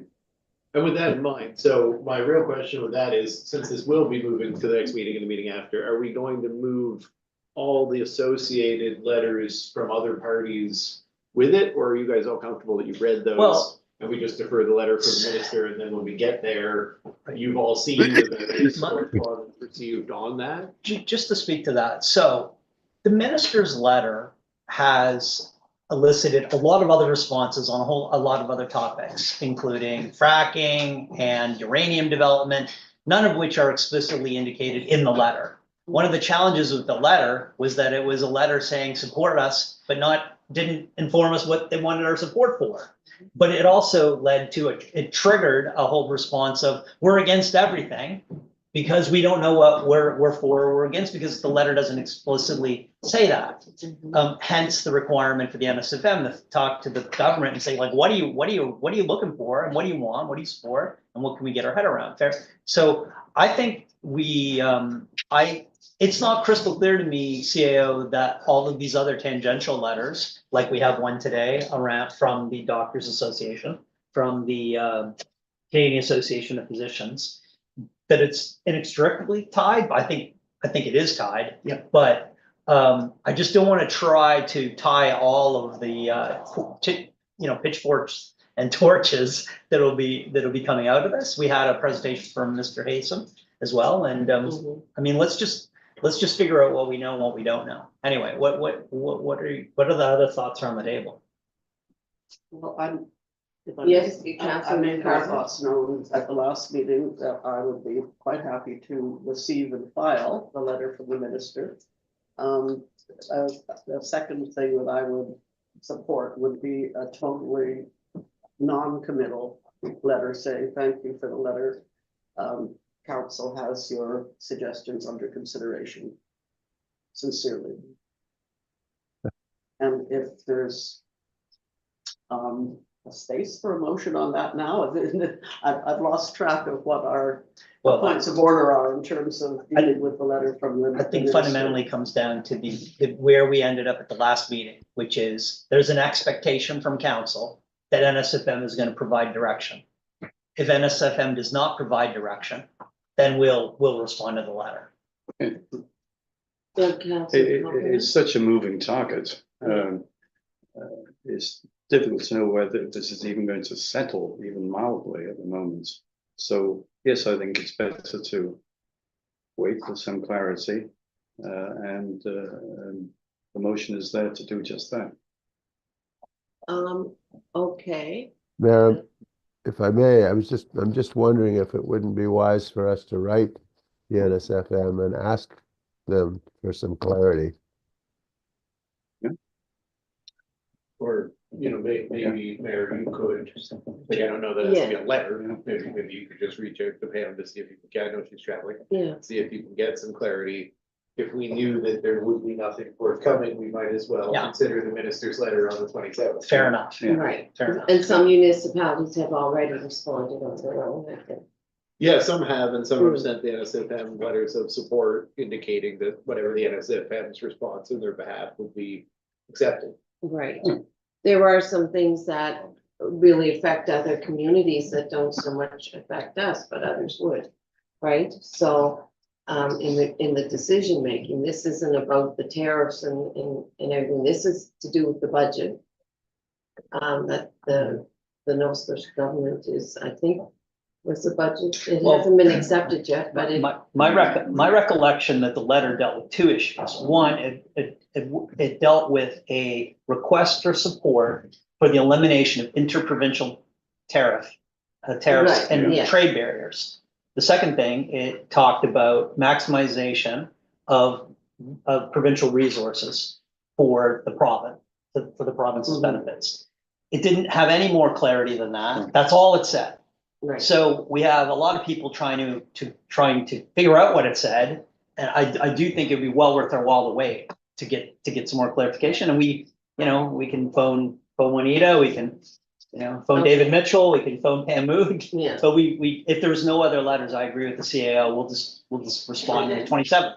But I do think that the 60 days and we need to respond within 60 days to the minister. We just can't ignore a ministerial letter. No. Okay, so we're under consensus to have me check out more details about how we should respond and get back to the council. And I think procedurally speaking, we've already deferred the minister's letter, so that isn't in motion now. But if you don't want all these other things hanging around, then we would want to Yeah. receive and file the Pam Mood and the doctor's letters and the real estate letters. And you've all read them. Yeah. So No, I it'll know. still be in your minds when we get to that meeting. I just want Kelly to know, we don't have to have all 5 of those hanging around on the next meeting agenda. Mhm. So somebody can Six do of that. Okay, To receive and file receive and Yeah, file yeah. 6.1 through 6.4. 4 plus. And pardon me, 6.5 would be No, as well. it- Okay. no, 6.5. 6.5 is the Lunenburg. Yeah, private, 6.6, 6.6, Yes. not 6. Sorry, Mayor, just to clarify, Yeah. I'd move that we receive and file items 6.1 through 6.5, deferring item 6.6 to a future meeting. I think we want to discuss 6.5, so 6.4. Okay. wait. Oh, To Well, you can 6.4. get a seconder and then discuss. Yeah, Fair enough. okay, we'll get second, 6.5 is the Pride, Yeah. Lunenburg Pride letter. yes. Okay, 6.5 is a letter from the premier. the premier. Yeah. The second, Oh, there's a misnumbering on the agenda, that's why. Yes. Okay, there is a- I'm not losing my mind. Ah, okay. 6.2, 6.2, okay. Thank God, sanity's from me. Two 6.2s. The motion as it stands, do you want it to be 6.1 through 6.5 with 6.5 being the premier letter, or did you want it to include 6.6, which is the Pride letter that was added? Just for Kelly, because I think. I just looking for guidance from the deputy mayor, It should who include- moved that we added the Lunenburg Pride letter to this agenda. Under correspondence. Our under correspondence, are we speaking to that letter now, or are we going to receive and file that letter We now? are, I think we are receiving and filing because we're speaking into it later under council items, 8.3 and 8.4. Okay, That sounds good to me. is that fine? Okay. So Okay. we're, okay. Sorry I just for don't that. want that item to Little slip. pedantic It's all here, right. but we'll, Okay. No. you okay, Kelly, on that? Okay, Okay. fair enough. So So we're receive and moved by Right. Councillor Feeney and second by Councillor No, it Carver. was Kelly, I think. Oh, Kelly? Yeah. Kelly, also. Oh, sorry, I don't have you on my screen, Kelly. All right, any further discussion? No? Good. All right, all those in favor signify with an eye. Opposed, nay. Okay, the motion is carried. Thank you.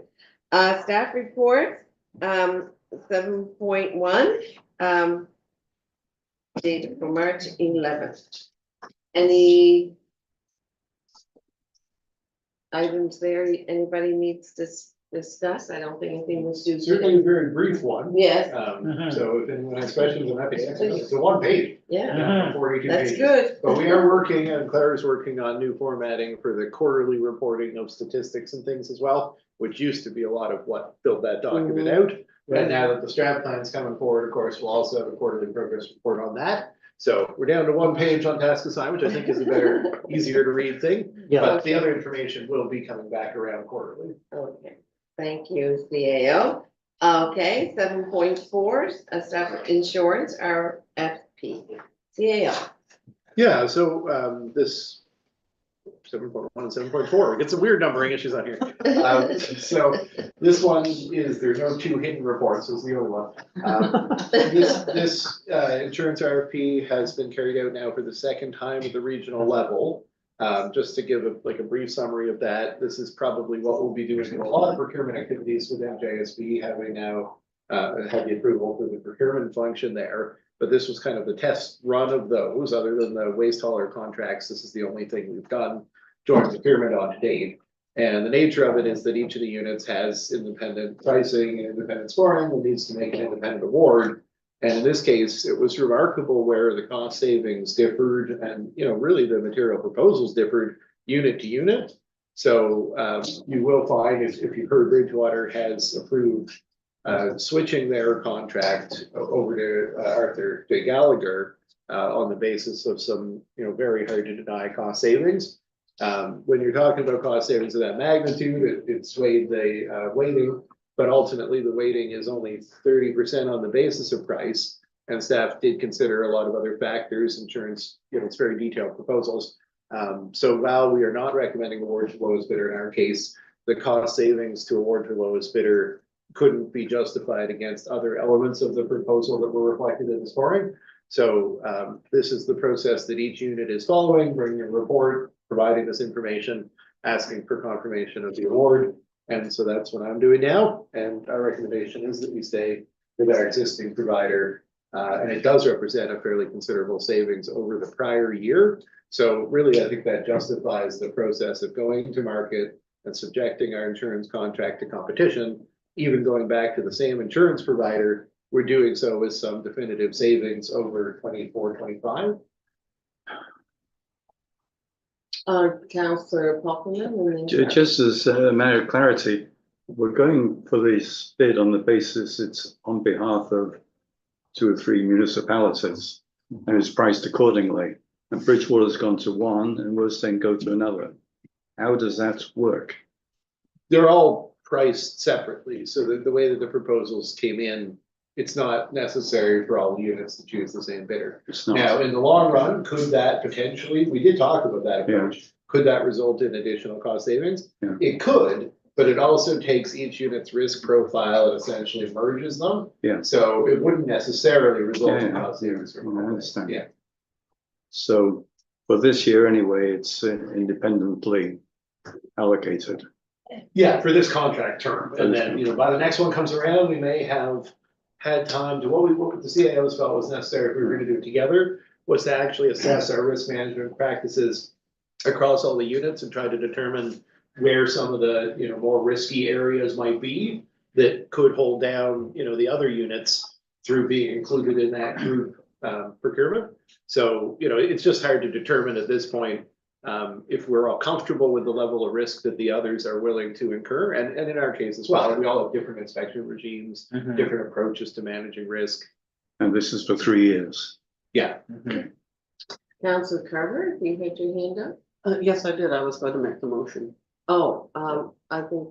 Just, Councillor Feeney? just to clarify, so this is a different, recommendation than the Joint Services Board, motion to approve, to award to, who do we award? Yeah, They were so- to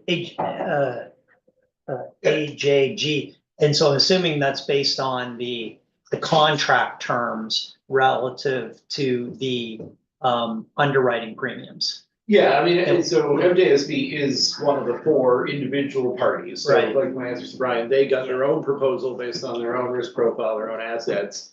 And their preference for MJSB in the evaluation was to switch to Arthur J. Gallagher because they were also going to see some substantial savings like that Bridgewater. And we were not, I mean, if you look at the numbers, Arthur J. Gallagher, VFL, there's not a substantial difference in price.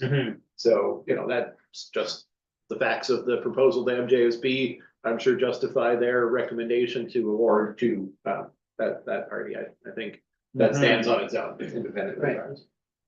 Does that clarify for you, Councillor Finn? It does. I'm just hearing myself talk in many other meetings about the benefits of partnership and the economies of scale and bundled pricing. And I also hear myself complaining and criticizing our friends in Lunenburg for going their own way, and all of the other municipalities going with one vendor and Lunenburg going with another vendor. So to be consistent, I didn't understand that we were not going with the same provider as our partners. But if that is justified based on very specific terms and conditions in the underwriting clause, in the underwriting documents in those clauses, like fair enough, it's not a hill to die on, because it is, I think fundamentally in the memo says this, the centralized procurement is saving us quite a bit of money. Like, that's the key theme here. Like, it's all good news. It's just that you'd expect that, for example, if we had the GE trucking contract come up next week and everybody else with GE, we went with someone else. I'd have a similar concern, but I trust that staff has evaluated this, and I trust their judgment, and so I'm prepared to support the motion. I just got to make sure I'm not living in my own glass house. Well, and to that, I mean, Right. there's a difference, as, I think was illuminated there, about setting it up, like, we're doing a joint procurement activity, so we're sharing all the costs of that and sharing the expertise and saving some money through procurement, which is encouraging us to tender more regularly and get better pricing through competition. But the choice really around doing it more jointly was in telling these companies, we want you to bundle all of our assets and all of our risk and give us a price accordingly. And so that was really a decision made before we went out to market. And I think what the benefit, as you say, Joe, about improving our coordination through MJSB's procurement function is that those decisions to take, it won't be taken at relatively the last minute by a group of CAOs who are talking about their risk portfolios and having concerns about each other's, potential risks. Yeah. So, now we've got 3 years with a new procurement specialist to figure out if we could effectively manage those concerns, to bundle things, to go out to market and say, we're all awarding to one party and achieve a financial return on that. Right now, the way we constructed it, there is no, unlike the hauler contract, there is no actual savings to anyone in awarding to the same party. And we deal with these folks remotely.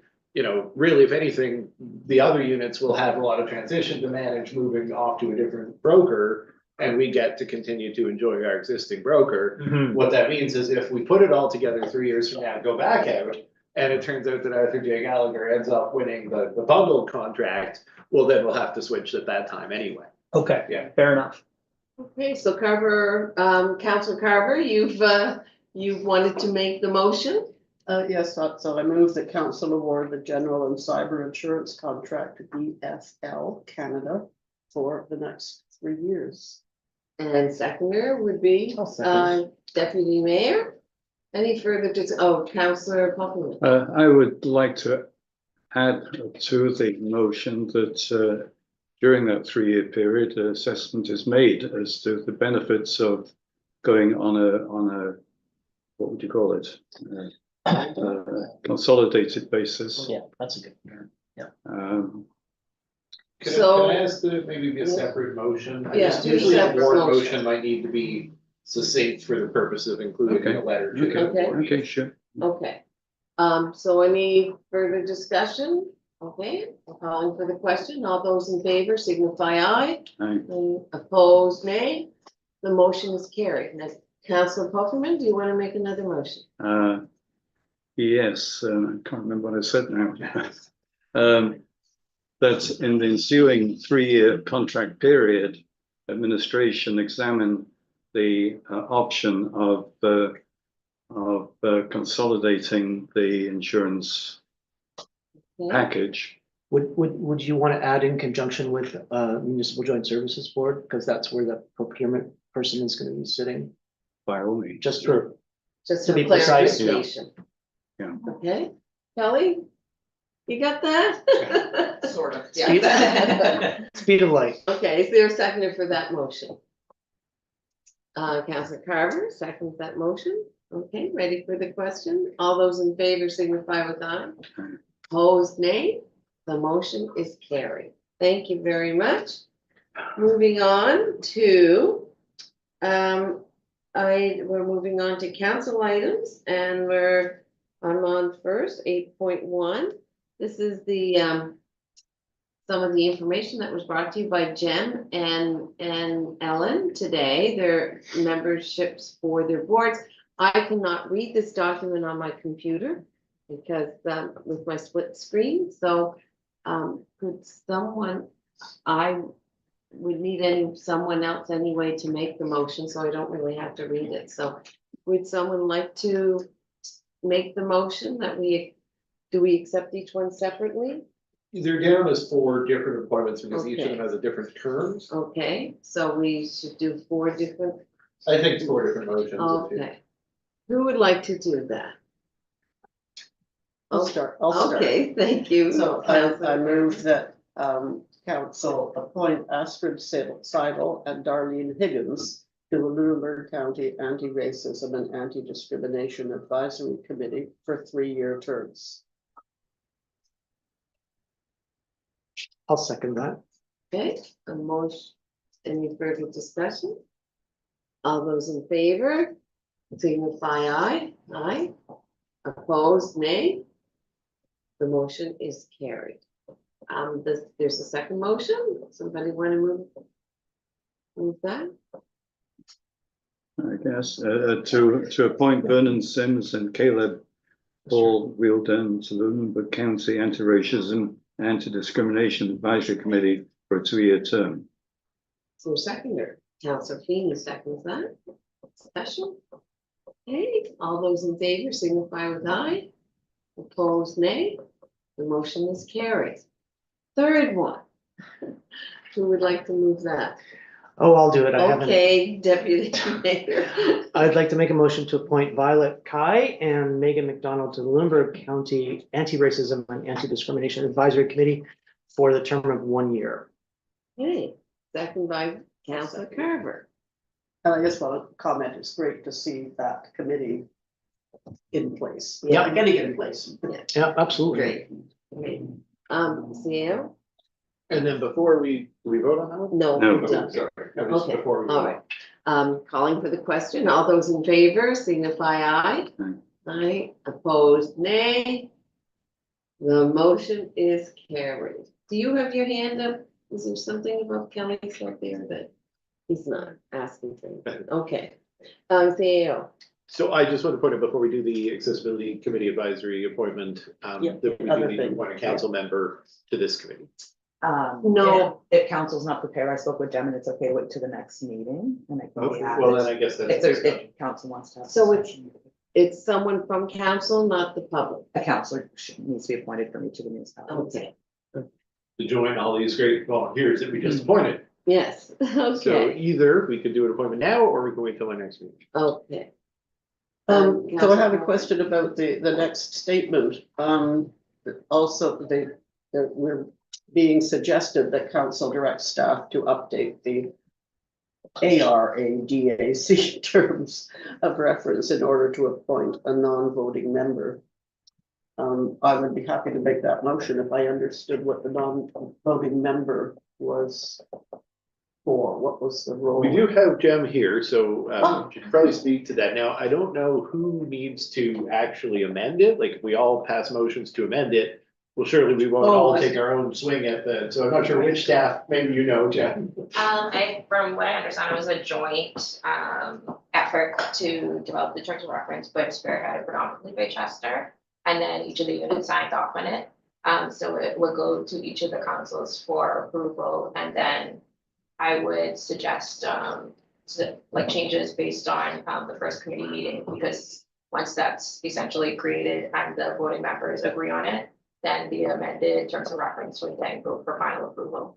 So our motion, if we were to make one, when you can speak to the non-voting member proposal, might be that the council supports the revision of the terms as opposed to direct our staff, because Chester will probably bring that forward when it's ready. Oh, okay. So that'll So certainly. that was only procedural clarity, but how about the non-voting member? What's that all about?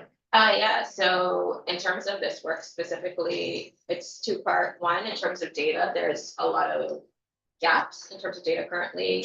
Majority of persons, they rely on the census data, which most recent would be 2021.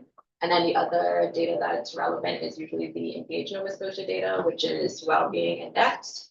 However, for equity deserving groups in terms of well-being, in terms of those groups and the work within the Lunenburg County, we find that the majority of information is usually from public health. So in terms of when we're making decisions, staying informed on current trends, having public health engaged in continuous conversation and implementation, because they are by legislation or by however it's formed, they can do community engagement and they have the relationships as well. So in terms of strategy, this would make the most sense. Any other questions for Jim while she's here? No? Okay, so do we have someone to make the motion? Do you want to do that? Oh, well, I've lost track of whether we're going to be doing the motion.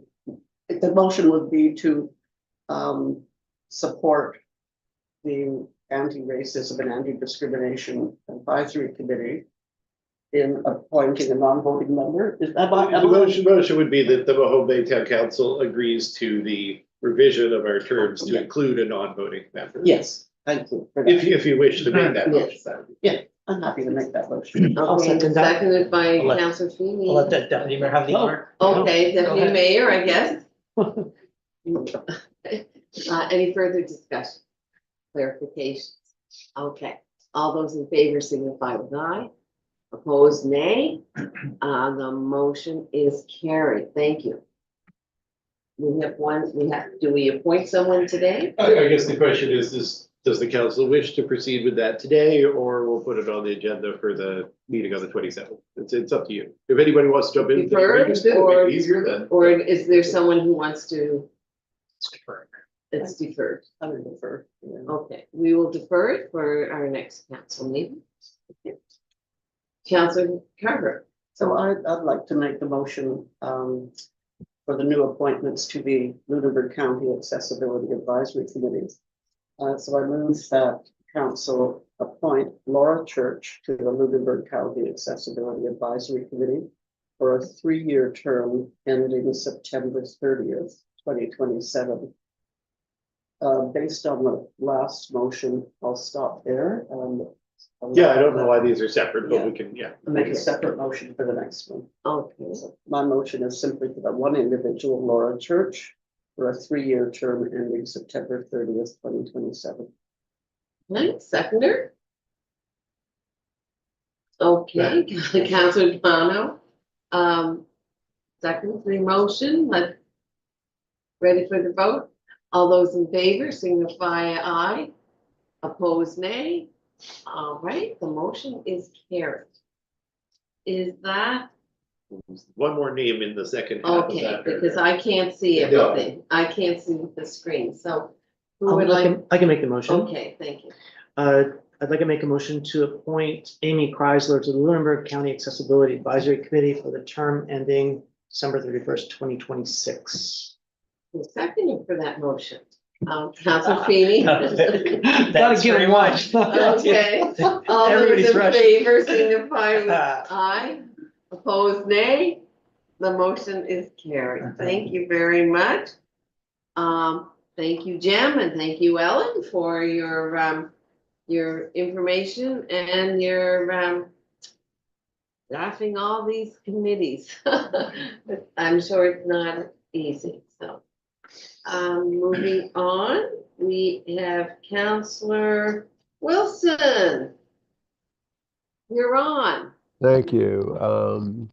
Yes, very straightforward. I would like to move the council direct staff to include $40,000 in the 2025-26 budget to do the required work to widen the shoulder on Clearway Street in the area of Bayview Community School to allow for additional safe parking per the request received at council's February 27th council meeting. There's a second for that motion, Councillor Twano. Second the motion. Any discussion? Being not, all those in favor signify aye. Opposed, nay. The motion is carried. Thank you. Okay, item 8.3 is decorative crosswalks. Councillor Paul Freeman, you wanted to say something? Yes, the rationale was discussed at the last council meeting and is decided to defer to this meeting, a decision. I can read it all out again, I guess I ought to, but I'd just like to make very clear that this is all about public safety and pedestrian safety. That is the focus of this alone. The motion, I guess all is a motion anyway.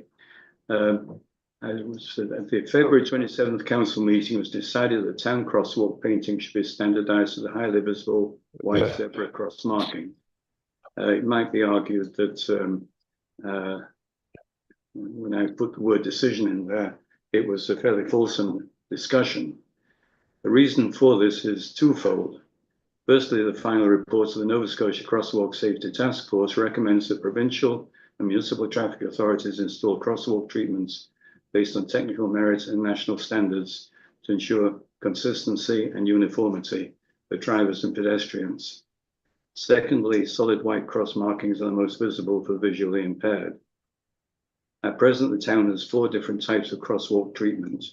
These are the zebra type, 2 parallel with white lines, bright-colored and indigenous cause supporting, in order to comply with the task force recommendations for consistency and uniformity, and to provide maximum visibility for the visually impaired, as mentioned, has decided to move to only, is proposing to move to only zebra-type crosswalk and markings.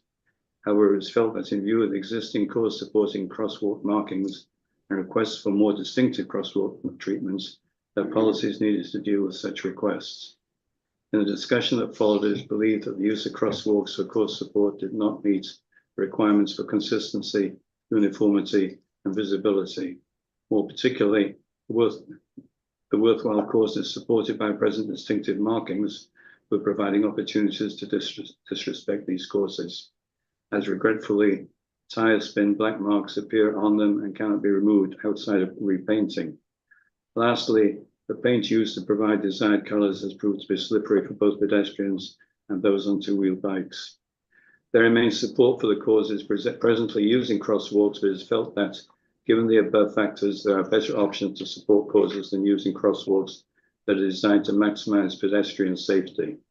It's therefore proposed that, in accordance with the Nova Scotia Crosswalk Task Force, consistent and uniform treatment, all town crosswalks be painted with white zebra markings in the interest of pedestrian safety and driver visibility. Any other points anybody want to make about? Do we? That So was essentially a motion. Was that The all motion? That was a motion. The whole thing? was The last bit, The last really, sentence. the the last paragraph. sentence? Is there a seconder? Oh, can we just, where does the motion start? I don't, It is therefore proposed that, in accordance with the Nova Scotia Crosswalk Task Force recommendations for consistent and uniform treatment, all town crosswalks be painted with white zebra markings in the interest of pedestrian safety and driver visibility. Okay, so from the word that in that sentence, that's where it is. Okay. okay. Is there a seconder for that motion? Any? Councillor Carver? Seconds that motion. Any discussion? Deputy Okay. Mayor? Same, both work. I just kind of want to speak to the conversation that we've been having this morning and the fact that we've got representatives of the Lunenburg Pride here. I think we can do much better based on their letter and just in general, because my feeling is that decoration does not equate respect. And when you drive over something, look down at something, step on it, potentially vandalize it, and it fades really quickly, I feel like that, and I'm a member of that community, I feel like that doesn't equal respect. And I think after today's really compelling and great presentations that were done by Jam and by Ellen, I think we should take Lunenburg Pride up on their offer to be more collaborative and find better ways to respect that particular community. So I'll be voting I'll be voting for the motion, and in the future probably put forward some further motions around what I just mentioned. So I just wanted to make sure that that was clear. It's a don't get rid of in disrespect of, but it is get rid of in respect of safety, and let's look at better options to amplify the community and amplify other communities. I think we can do much better as a team. Sorry. Councilor Carver. Oh, Councilor Buona. So with that, so that this is the motion that people can see, are we going to add the additions that we are going to do that so that it's not just like, oh, we're just doing it? The person who moves it has to agree to amend it. I think it's another motion, and I'd like to probably spend a little more time on it and do it properly. So I'll give a notice of motion for the next. So or are you Notice. withdrawing? And discussions. I think Penny wants to refer to Okay. something that's Yeah, relevant yes, to what you guys because are talking. the next motion is really building on what the deputy mayor is saying. Okay. Yeah. And so, With- so at the moment, I see. we have a motion simply to paint all the crosswalks in a standardized manner. Yes. Zebra crossings. Right. And Right. I think the point that that the deputy mayor is raising is that will be addressed in the next motion. You're right. Yes. Okay, Councilor Freeman. So I think it's important to remember, provide a little bit of context for why are we having this conversation? And the origin really was a letter and a request from a supporter of the Legion earlier in this calendar year to put another, a Legion format with Poppy crosswalk, which would have been to Councilor Kaufman, like a fifth variation of the sidewalk configuration. At the time, the conversation, which was only a month ago, was really around after we requested a staff report that was provided, and it was brought to our attention. Not only were there issues around the expense, we felt at the time, because the sidewalks, I mean, in the report, it was going to cost $3,000 a year just to paint the Legion sidewalk, the Legion crosswalk. And then, the deputy mayor made the fair point about, the respect, the issues around the respect. And it was a general consensus at the time that as it relates to the Legion request, we would prefer to support the Legion through other venues, specifically like Gary Siliker's flag program, as a more respectful way to support the Legion. I think what we've found as these issues have conflated, that particular commentary from council around that particular request for the Poppy crosswalk has conflated with our other existing crosswalks, all of which were approved by council after requests from organizations in the town. So the Pride sidewalk came after a request from Lunenburg Pride. The crosswalks in front of the churches came after requests from the churches, the Anglican Church. So council has received the requests. The requests were fairly considered and they were approved. So at this point, I think we're also in the middle of doing substantial work on Edgewater, and I think Councilor Paulman's brought up appropriate points about the provincial standards, which completely fly in the face of the various sidewalk configuration. So there's a split between what the province is saying is the standards for safety and what we are doing aspirationally in support for community requests. And those two things are not aligned in any way.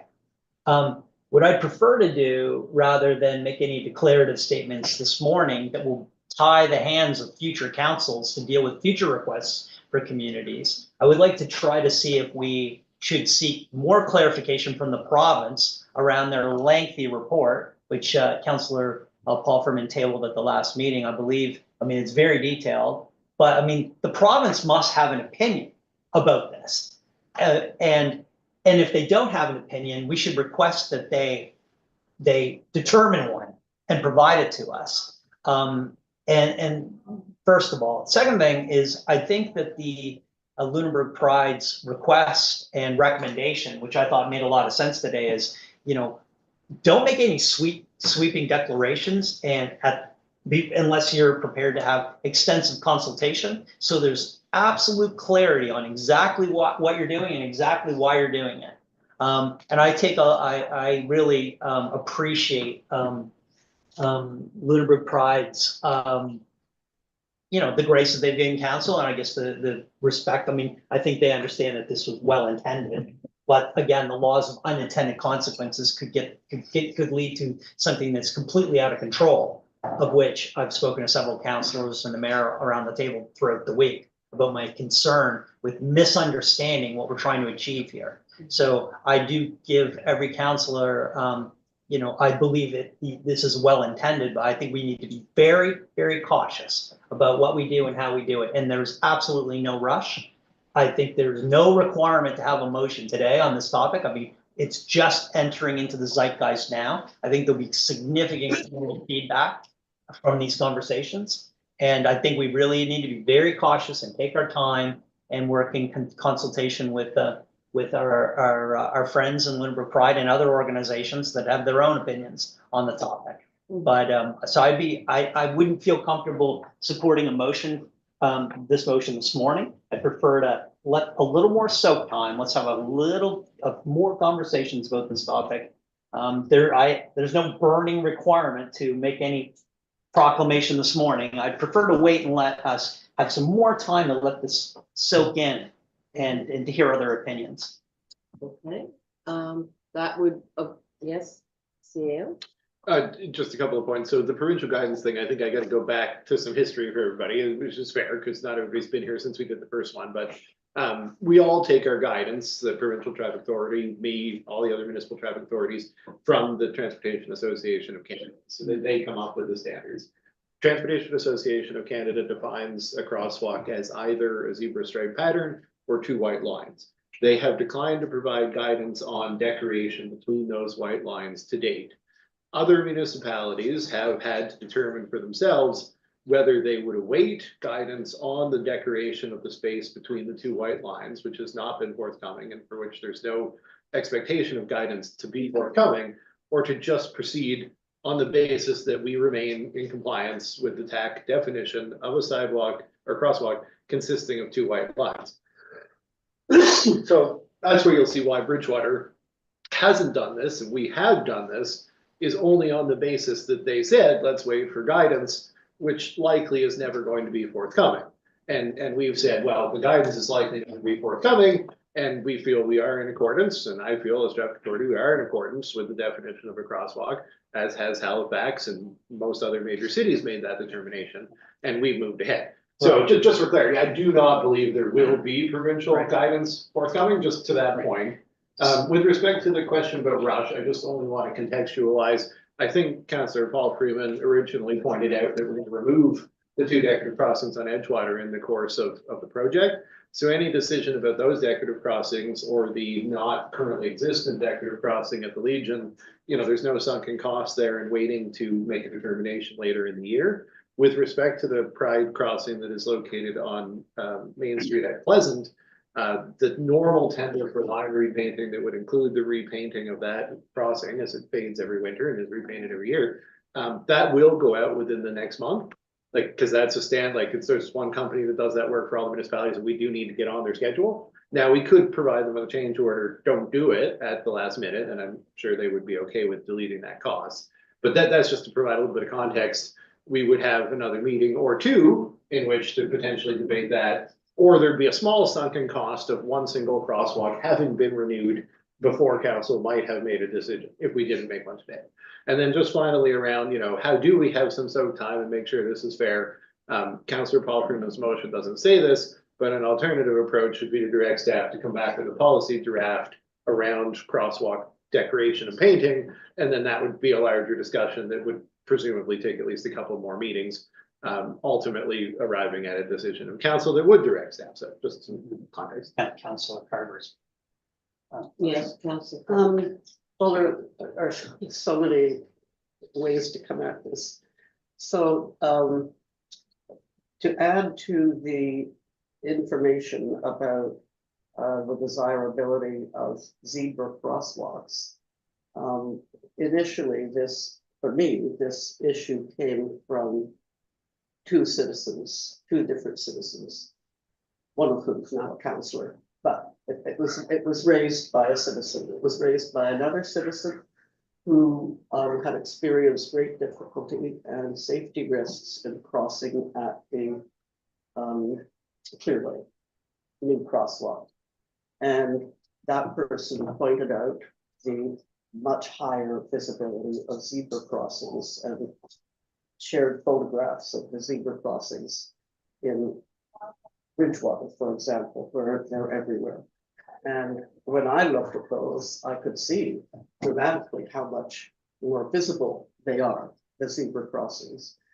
And I have many times had my own personal safety risk at the crosswalk at Pleasant and Main. The visibility there at certain times of the day is terrible. The coloration of that crosswalk doesn't lend to high visibility. And the sunlight often prevents a clear view along the street there. So I've experienced the safety risk personally at that crosswalk, apart from the slippery surface, which I always walk beside. And I have another issue there. So it isn't just, for me, it's a matter of safety, the zebra crosswalks. And so that is my primary concern at this point. And I just want to say that I was part of the team that painted that crosswalk at Pleasant and Main in 2020.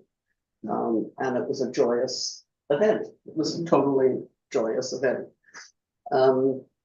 And so I'm absolutely in support of making a decision tonight about painting all the crosswalks in a zebra pattern. And the motion I have on the agenda to follow up on that, I hope will address some of the surrounding concerns about the sensitivity of supporting disenfranchised groups in our and vulnerable groups in our community, and can be part of our welcoming community, which we have stressed so clearly in our strategic plan. So I will support the motion to establish all our crosswalks and zebra crosswalks. Councillor Copeland. Yes.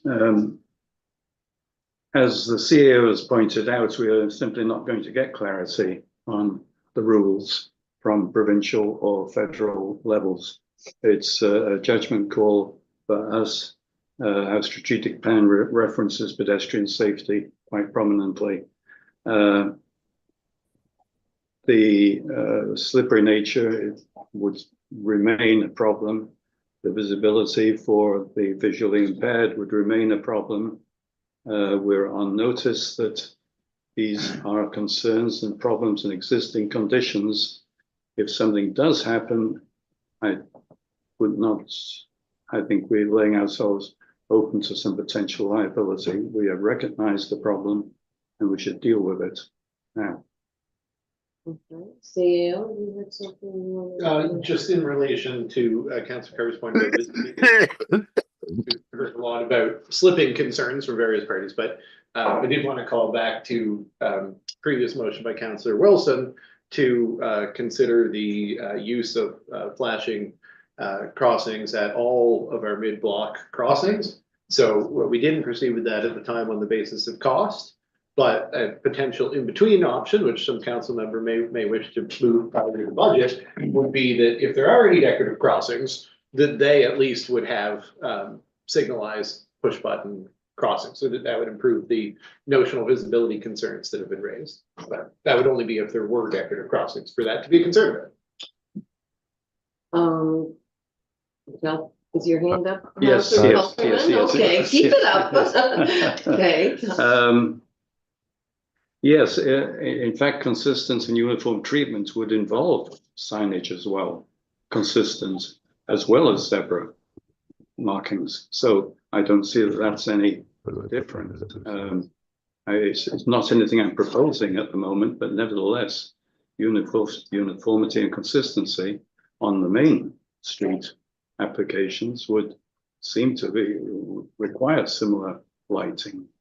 And our accessibility improvement plan does say that all mid-block crossings will eventually receive the audio, visual, and tactile indicators. So It's just that for budget reasons, we've only been proceeding with them when there's a full rebuild like what Angela. well, I'm not advocating moving to both levels at once, but it can be staged over a couple of years. But I think we have to get to this first step now. Okay, so if we make a motion to accept Councillor Pockerman's motion, does that mean there will not be any decorative sidewalks going forward, even after is a consultation about alternate things? Or does that shut down further discussion on decorative crosswalks? Can I just, I'm Yes, waving, Kelly? waving furiously. The Sorry. electronic hands is up as well. There seemed to me, it seems to me that there are a lot of moving parts in this topic. And it would be a wise thing for us to pay attention to Councillor Carver's proposed motion in the next section, which would have the effect of kicking this basically to staff for a proper, thorough analysis of best practices, and to the Policy and Strategy Committee to develop a policy about how we're going to deal with this. I think Councillor Pofferman's motion is probably premature, although I know well intended, but I think we should take a good hard look. You also need to put it in the context that almost nobody ever uses the crosswalks to walk across the street, so I'm not sure how serious the safety thing is. Councillor Kingsmill. I just think we need to make a distinction between respect and belonging and inclusivity and traffic safety. I think, right, and maybe you're right, Kelly. Right now, they're all being blended into one, I think, and it feels like it's getting very complicated. I mean, I'm all for safety, but I'm also all for doing a better job with marginalized communities, and there's many of them that are affected right now. So I don't know. Councillor Just my Feeney. One of the benefits of spending so much time together is we get to know each other. We kind of really understand, what motivates each and every one of us around the table. I do believe some of these discussions are coming from a well-intended place. I would urge extreme caution on this topic. I do not believe that the community will understand the motivation behind the policy. And I don't believe there's a plan for the consultation, to Lindbergh Pride's note earlier, that is going to get us to that point. And I believe that a motion this impactful today, in the absence of having that consultation, in the absence of having a plan to communicate, in the absence of having the comfort of the herd of letters from the provincial government, saying that essentially our colored crosswalks do not comply with provincial standards is a policy error and it's political malpractice. And I think we should wait. I think we should design a strategy to complete consultation with the communities that are impacted, make sure that everyone understands that these are really important symbols for these communities. And that's certainly everything everyone understands. I'm not, not telling you anything you don't know. And I do believe that the province, and this is a recurring theme with other emails I've sent out recently, the province has a obligation to respond to our request for clarity on their legislation and their policies. And if their policies and their legislation says that these sidewalks are not compliant, to Councillor Palfreyman's point, I wouldn't mind having a letter saying they're allowed. I don't want to have a legal liability because of the fact that someone says we don't have compliant crosswalks. But we have to remember, every town in this nation has a pride sidewalk. And I certainly don't feel comfortable being the first one to ban them. I think that is craziness. I think we should just wait and wait and wait. And we should get some correspondence with the province. We should ask the MLA to pick it up. We should ask the Department of Transportation to provide clarity on the report. And if the province wants to come down with a provincial declaration that we have to go with the zebras, well, fair enough. We'll we'll work with Pride on alternative messaging and symbolism. But I don't think we should take the lead on this. And I don't think there's any requirement to make this decision today. So be prepared for stormy weather is all I'm suggesting if this motion passes. So my question was, and that didn't get answered, is if we accept the motion, then does that prevent the decorative sidewalks from being allowed in the future? Because if we're saying no, we're only going zebra, is that the standing point? I mean, the way I'll interpret this motion is that we will only use the zebra everywhere, including in the cases of decorative crossings. I think it's Okay, been well so we understood are that's the clear. intent of the mover. So I think everybody here understands that's what's being voted on. Okay, so everyone clear on that point? So it's either is or not. So we're making a decision today. That may not be what everybody feels personally. I think Palfreyman and then Carter. We have another motion following this that deals with many of the questions. But you're making a motion. This True. motion will say there will I be know, I no understand that, I decorative. understand that. Nevertheless, the purpose of the Councillor Carver's motion, the next one coming up, is how to communicate, how to deal with, what are the alternatives, all those things which were asked in the letter that we've received.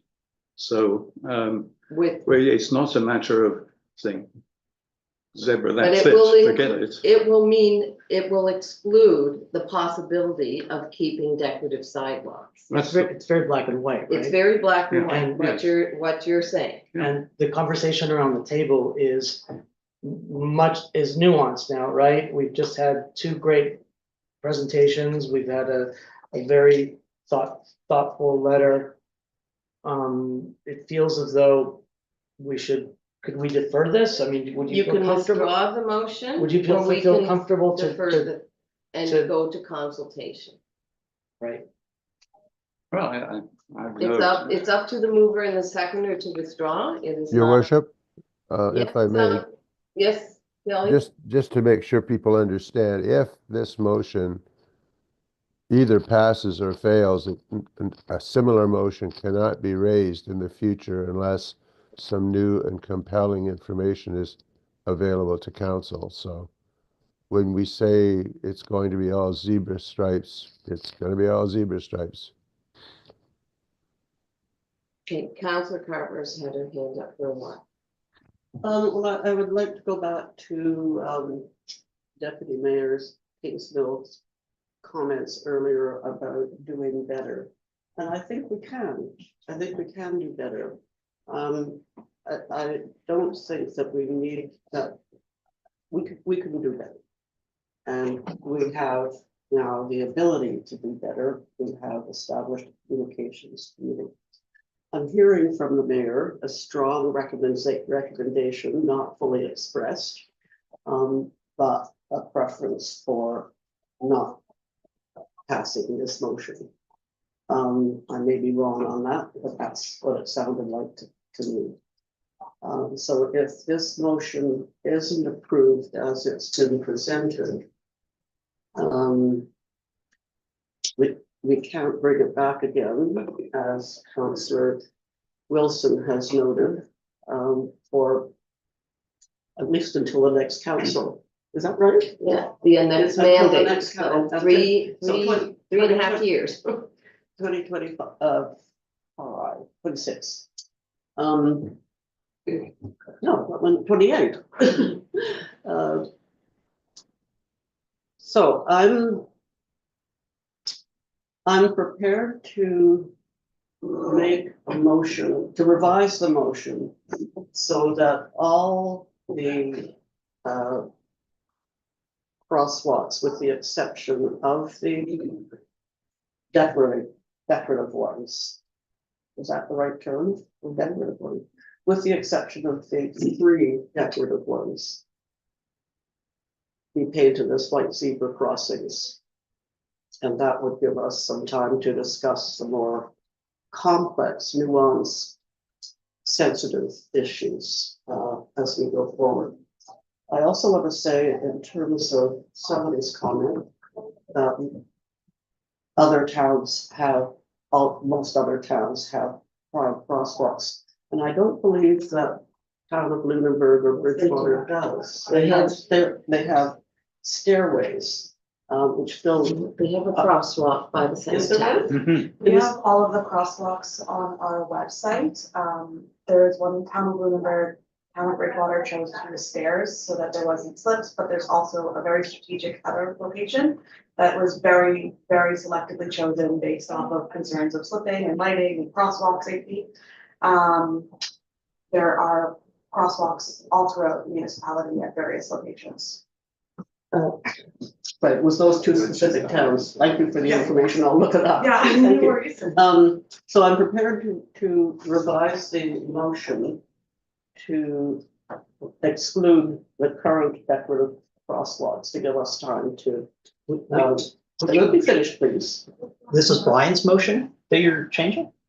Yeah, it's Brian's Brian, motion. oh, Brian's Brian, motion? I'm sorry. I Yeah, just want to know I'm which sorry. motion we're talking Yeah, about. thank you for you're the that. second. Yeah, I'm the seconder. So I'm prepared to ask the mover of the motion. My apologies, Councillor Palfreyman. And thank you for the pickup on that, Councillor Feeney. I was feeling so strongly about it. So I would be prepared to ask the mover to revise it limit it to simply all the other crosswalks except the 3 decorative ones. But we don't have to hear any We just of go in the order. CAO, and then Yeah, Rebecca hang on. had something to say too. I'm gonna wait to see what everybody else is saying first. Go ahead. Okay, my point was just a Yeah. procedural one. In clarity, if this motion, whether it's amended or not, is defeated, I do not believe it would be out of order for a subsequent motion to be made to direct staff to develop a policy with respect to crosswalk markings. I think that's a much Mhm. larger point, and it would obviously have to consider any previous decisions of council on this basis. But I just wanted to clarify, I don't feel that defeating this motion would mean that we could never proceed to develop a policy around crosswalk markings. I do feel that's a distinct recommendation, so just Okay, give your so- options. So I would be uncomfortable removing the decorative crosswalks without having something in place beforehand. So Now, may I, so it seems to me that Councillor Carver's motion should have maybe come first. Because that to me is all about the future of this whole conversation, whether it's safety or inclusivity and equity, right? So is But it? it's up to the mover to Okay. change, either withdraw and or amend the motion. I see. So So we'll hear from councillor. finally, yeah. So I rather thought councillor Carver had made that motion already, and it's already been approved. No, That all crosswalks, with the exception of the decorated crosswalks, were to be separate. I distinctly remember It's, it coming up. And maybe it didn't end as a motion, but it certainly was brought forward at council. That rings a bell, actually. Yeah, no, definitely. Last meeting? Well, but the, Kelly's having a quick look. Transportation update.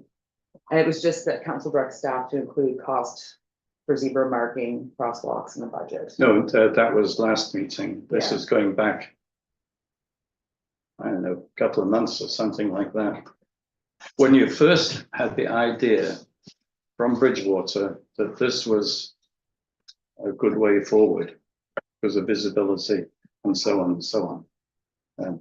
In any event, be that as it may, I would, in the interests of ensuring that the motion can be brought forward again at a later date, I would withdraw the motion because we're getting a little bit cart and horse-ish here by the looks of it. The following motion would deal with many of the issues and concerns that have been expressed by everybody, I guess. But we haven't, we've got this way around. So in the interests of keeping the options open, I'll withdraw the motion. and does the seconder withdraw the motion? Now, Okay, if it's possible to make another motion if you think that's the that would be your motion, I guess. well, it's up to anyone who wants to say it first. Councillor Feeney or Harrison or Toronto or Kingsville or? This would be the motion to all zebra, all crossings become zebra except for the decorated ones. your worship, I'm comfortable leaving it to the next motion. That's in the agenda. All right, so we need the motion has been, do we have to have a motion to send that or just? If the mover and seconder withdraw the motion, it's been withdrawn, but I would It's like to withdrawn. make sure that's clear. Are you Yeah. withdrawing your motion? Yes, in the interest of bringing it back at a later date. Lenny, you're good with that? Yes, I've indicated So it that. has been withdrawn. Yeah, And so a now the motion, floor is open for anyone to make any other motion. Yeah. is there another motion about consultation or going forward? What's our next step?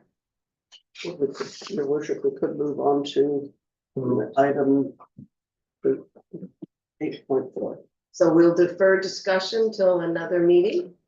I don't think you technically have to. The motion's been withdrawn. So if somebody wants to move to have something, but I would say honestly that item has been resolved. It can be added again by request of a council member in the preparation agenda, like anything. Okay. But your worship, 8.4 Yeah. is part of the same thing. Yes, so moving to 8.4 doesn't, we're still gonna talk Okay. about the issues, just not Okay. the motion. Yeah. Okay, fine, okay, we are going on to 8.4. Councillor Carver. So that was a motion that I had submitted for the agenda. And as a preamble to this, I do want to say that I am sorry for the careless wording of some comments in the last meeting when I was trying to frame the dilemma that I feel as a member of council, having received as Councillor Feeney indicated, the request from the Legion in December for a decorative crosswalk. And it put me in mind of the fact that this council has a policy of not making declarations on certain days, special days or through the year. For the reason that it becomes so complicated, and how do you make decisions about who to honor, who to make a declaration on behalf of, it becomes so complicated. So this town has a policy of not making declarations in that way. One of the ways we try to address support for marginalized groups is the community flagpole, where we do invite, and where we do have a community flag policy, and invite members of the community organizations to apply to fly a flag on specific months. And I absolutely agree, it should be more than simply 1 month at a time. If we should be paying attention every day. So I am sorry for the wording that I used that caused distress on that day. I was trying to express my dilemma as a member of council, measuring safety against, are there going to be more requests for decorative sidewalks? And how will we address those things? So, because I believe that having policies helps us make this kind of decision, I would like to make a motion that council direct staff to prepare a report on a proposed policy concerning crosswalk painting, including suitable options to the existing decorative crosswalks. Or alternatives to the existing decorative crosswalks as a way of honoring specific concerns or specific issues, community issues. So I've changed the wording there. So that is my motion. Second by Councillor King. Second. Second, is there any further discussion? Just a couple thoughts. Like, I'm worried about the assumption that the town policy is going to be an improvement over just the collective wisdom of this council or future councilors or future mayors. I mean, there's a reason why we have decorative sidewalks, and they were clearly deliberated. And I think there is an issue around a disconnect between the standards that are being approved and authorized by the province and some of the limitations of the colored crosswalks. Fair enough. I think we've talked about that quite a bit. Like, at this point, I don't think there's going to be any magic wand that's going to, solve this dilemma between, trying to resolve the differences between the safety concerns that Councillor Paulferman appropriately brings up and our level of engagement and consensus to support some of the communities that are being represented by these symbols. So, like, I don't think the staff report's going to say, like, council, this is resolved, here's your report. Like, I'd prefer to consult with the province, who has the mandate for the safety standards. And although maybe they haven't responded to other municipalities asking the question, I do think there's a virtue in us formally asking the question. Like, what is your policy, provincial government, on the decorative crosswalks? Are we allowed to use decorative sidewalks? What are the rules around it? What are the insurance implications if we continue to use it? Are we actually, breaking a law by having decorative sidewalks? And I say that not because it's the comfort of the herd. Like, if we had that information from the province, it would certainly illuminate and support the staff report. But a staff report without that information I think we have a good idea what the staff report's going to say. The the CAO is a traffic authority expert for many years with lots of credentials supporting that. He's certainly well informed of the realities of the provincial legislation and the traffic requirements. So if we're off base with the provincial government's rules, I think that's a salient point for us to consider. But let's let them carry that water. Let's not try to solve a problem that no one's asking us to solve.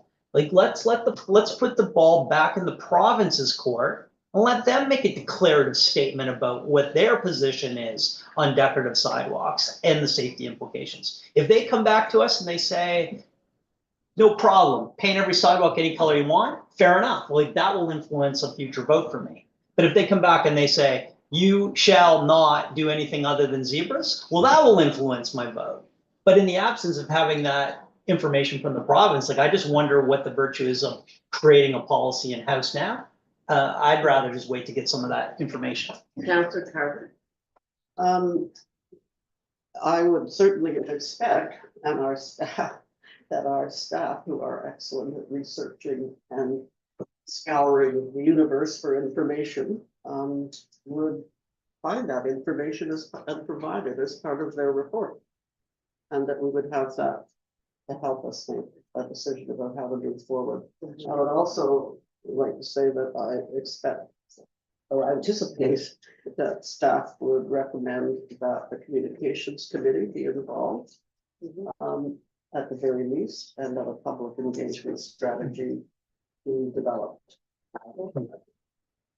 Why would the communications committee be involved in a policy document from staff on decorative sidewalks?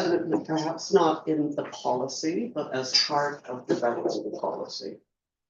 I mean, I don't want to tell staff what to do, but Let's not. Councillor Kingsler. I just, instead of a policy, could it be an analysis at this point based on the strategic plan, based on the anti-racism presentation, based on the accessibility presentation? So maybe instead of a policy now, we do an analysis to say, I mean, because it's not just the sidewalks, right? I mean, if we look at what Jen presented and what Ellen presented and what we got in our strategic plan about belonging and all of these things, maybe it's more an analysis of what belonging means, what inclusivity means from the council's perspective, as opposed to let's write another policy. I don't know. And to the citizens. And to the, yeah. So I can just speak, so the actual motion that's on the table is to prepare a report on a proposed policy, including suitable alternatives. So the report will include suitable alternatives and will provide commentary around the role a policy could have.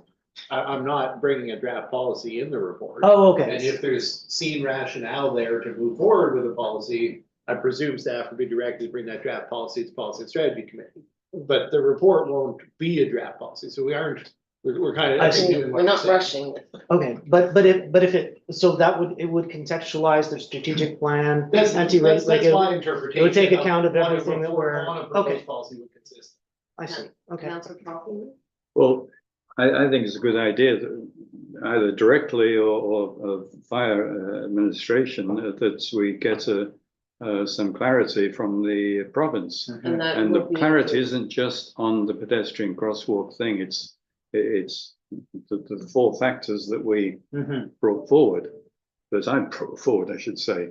That's what we need clarity on. It's, are they okay with low visibility crosswalks? Are they okay with slippery crosswalks? Are they okay with Legal liability and. legal liability and so on and so Right. forth? Those are the questions we need to ask the province. And just Not for just a clarity, like simple- I've heard the request to ask the province, but I will tell you, I have 95% certainty that the province's response will be, you're the local authority, you're the ones who have insurance. These are not questions we're going to answer on your behalf. And that has been their answer in the past. As soon as Which we have brings that me right back to where we started. Right. Well, sorry, Deputy Mayor. So there's an expediency to doing that. Like, I think we're better off having it. I mean, I want the letter from the province on a whole bunch of topics, as you know. Like, please, feel free to step up to your responsibilities and provide direction to us. This is just one more thing. I think that, you know, I'm happy to make a notice of motion to provide a motion at a future council date to say, like, let's write a letter to the province asking for clarification around the 20-page report on the standards. I think that'd be worthwhile. Because if the province is going to advocate responsibility to enforce their rules, well then we'll take that under advisement. If we are going to make a change, I would suggest we would make it collaboratively with all of our friends and all the municipalities together at the same time. So if there's going to be a definitive move to change our symbolism and the kind of the symbols of our mutual respect. Like, why is the smallest town in the province going out on the diving board all by ourselves, taking the plunge into the icy cold waters? Why don't we do that collaboratively with our friends in Bridgewater and Modal and Chester and Lunenburg, if that's the case, and do it in some kind of an organized way? I just think that we should just be very cautious about this, not wanting to relitigate the last discussion. But as far, my expectation of what staff can provide in the form of a policy is really limited. I think that the staff can only just communicate what they've already communicated to us on many occasions. And I think that the CAO, to be frank, has given council lots of advice about, like, go slow, take your time, don't do anything that you'll regret. And that's certainly where I'd be. So I'd prefer to just like keep our powder dry on this. Okay, can we vote on the motion? Are we ready for the question? Could we repeat the motion? The revised motion was Penny's. Kelly, are you good with it? Yep, the council direct staff to, excuse me, prepare a report on a proposed policy concerning crosswalk painting, including suitable alternatives to the existing decorative crosswalks as a way of honoring specific community issues. Kelly, you got that too? The other Kelly? Mayor, would you mind if we have a recorded vote on this motion? Okay, we've had a request for a recorded, do we have to have two requests or just one? In the legislature, we have to have two. So anyway, okay, we will do a recorded vote. The clerk does that? Yeah, Kelly will keep track. Well, you need to call people's names. Yeah. Okay. Yeah. All right, we'll go to my right, Deputy Mayor Kingsman, Yes. Councillor Popelman, Yes. Councillor Feeney. I'm a nay. For to go to consultation? The nay on the No, motion. I'm a nay on the motion.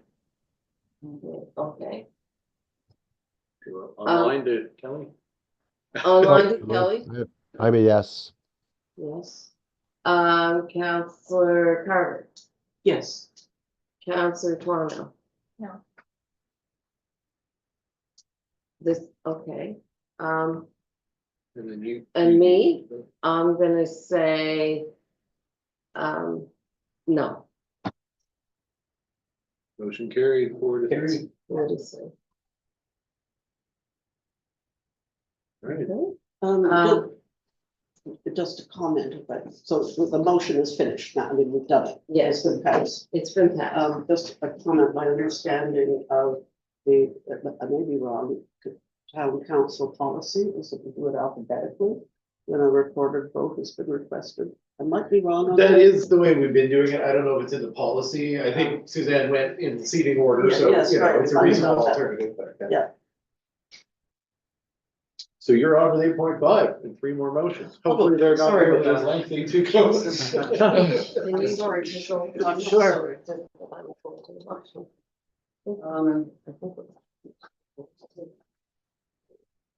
So we, based on the presentations that we had last week, which were all very impelling, as a follow-up to the request made by the fire chief at the council meeting of February 27th, I make the following motion that council direct staff to prepare a report in consideration of the request from the fire department that the speed humps and speed bumps on various streets in town be removed due to the department's experience that the humps and bumps slow progress of emergency vehicles, and further that they jostle equipment in a manner that shifts load weight and has the potential to damage equipment. I'm gonna shorten that so that the motion itself could be due to the department's concerns as expressed at the meeting of February 27th. Is that preferable to shorten it that way? CAO, just to rather than having all the. Yeah, that's fine. Okay. So that's the motion that I'm presenting to council. Do we have a seconder? Needs a seconder. I'll second that. Seconded by Councilor Twano. All those in favor? No, No? discuss it. Oh, sorry, discussion. Yeah, to me, this is quite unnecessary. It's very clear from the report from the fire chief what the problem is and what the solution is. Oh. Well, I'm really hoping we're not gonna be here a whole lot longer having another prolonged debate about something we don't have a lot of information in front of us about. This is a lengthy thing. We had requests from a number of parties. We had reports from 2 different engineering consultancies. We achieved all of the objectives that were stipulated to the province who funded the speed humps. We've currently standardized the design for future application. So there couldn't be more things that would need to be said in a report on this subject. I guess trying to provide that commentary on the fly didn't serve council very well on the last item, and I would suggest it won't serve council very well on this one either. And there's a reason we usually ask for a staff report instead of proceeding with an item without the necessary information. So this is just to prepare the staff report? Yeah, I was speaking in favor of the motion. I guess if Brian was speaking against it, yeah, I guess it's. Kelly? Do you have something? Yeah, I sort of do. I think this is not a simple thing at all. And it does definitely need to go back for a rethink by staff. There are any number of I understand that there's a problem, but there are any number of solutions, of which this is one, which can cause us all kinds of grief with the people who wanted the speed bump things in the first place. So I think we need to go back and revisit the project, look at things like better designs and so on and so forth. So I would not support a motion to just move on it right away. But I this agree is the with- I motion agree to with Ken- prepare the Kenny's report, report. right? Yeah. So this is in favor, Kelly's speaking in favor of the motion. Right. In response to Brian's suggestion that maybe the motion is too much. I see, sorry. Sorry about So that. Mayor, there's a reason the speed bumps were installed. Lots of consultation with the community, lots of requests from the community. The reason these things showed up was there was intense community demand for traffic calming strategies, including one that had at least 150 people at the Legion. And there was extensive consultation at that meeting about the traffic calming requirement. The point is like, it's not crystal clear to me that the report is going to really be influential about whether we're going to eliminate the speed bumps or not. Staff's busy, they've got lots of priorities. If there's some new piece of information that the fire department has provided, we can take it into consideration. As long as we're not expecting that staffs can produce a report collating all of the historical information in a week, I'm sure it can wait till the fall. Okay, Councillor Faulkner? Well, I don't have the benefits of all this background,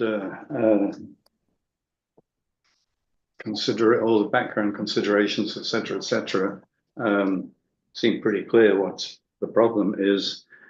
There are solutions other than speed bumps to contain speeding. Policing would be actually one. There are other means which we all saw, those that looked at it at the Nova Scotia Federation of Municipalities Conference, that are equally effective. Certainly it'd be worthwhile looking at what the alternatives are, and I certainly agree with that, but the bump's a bump. By all means, explain to me how lesser bumps can achieve the objective and let the fire department get to where it needs to get to speedily. Okay, Councillor Carver? I can't remember how long the speed bumps and humps have been in place, but there's been at least a year, if not two, that the fire department, emergency services have had the experience of driving over them. And I think we have to pay attention to what the fire department is telling us. These are our safety providers. it's important, and if the equipment is being jostled and damaged, and slowing down emergency response, I think that's something we have to be concerned about and pay attention to what they've told us.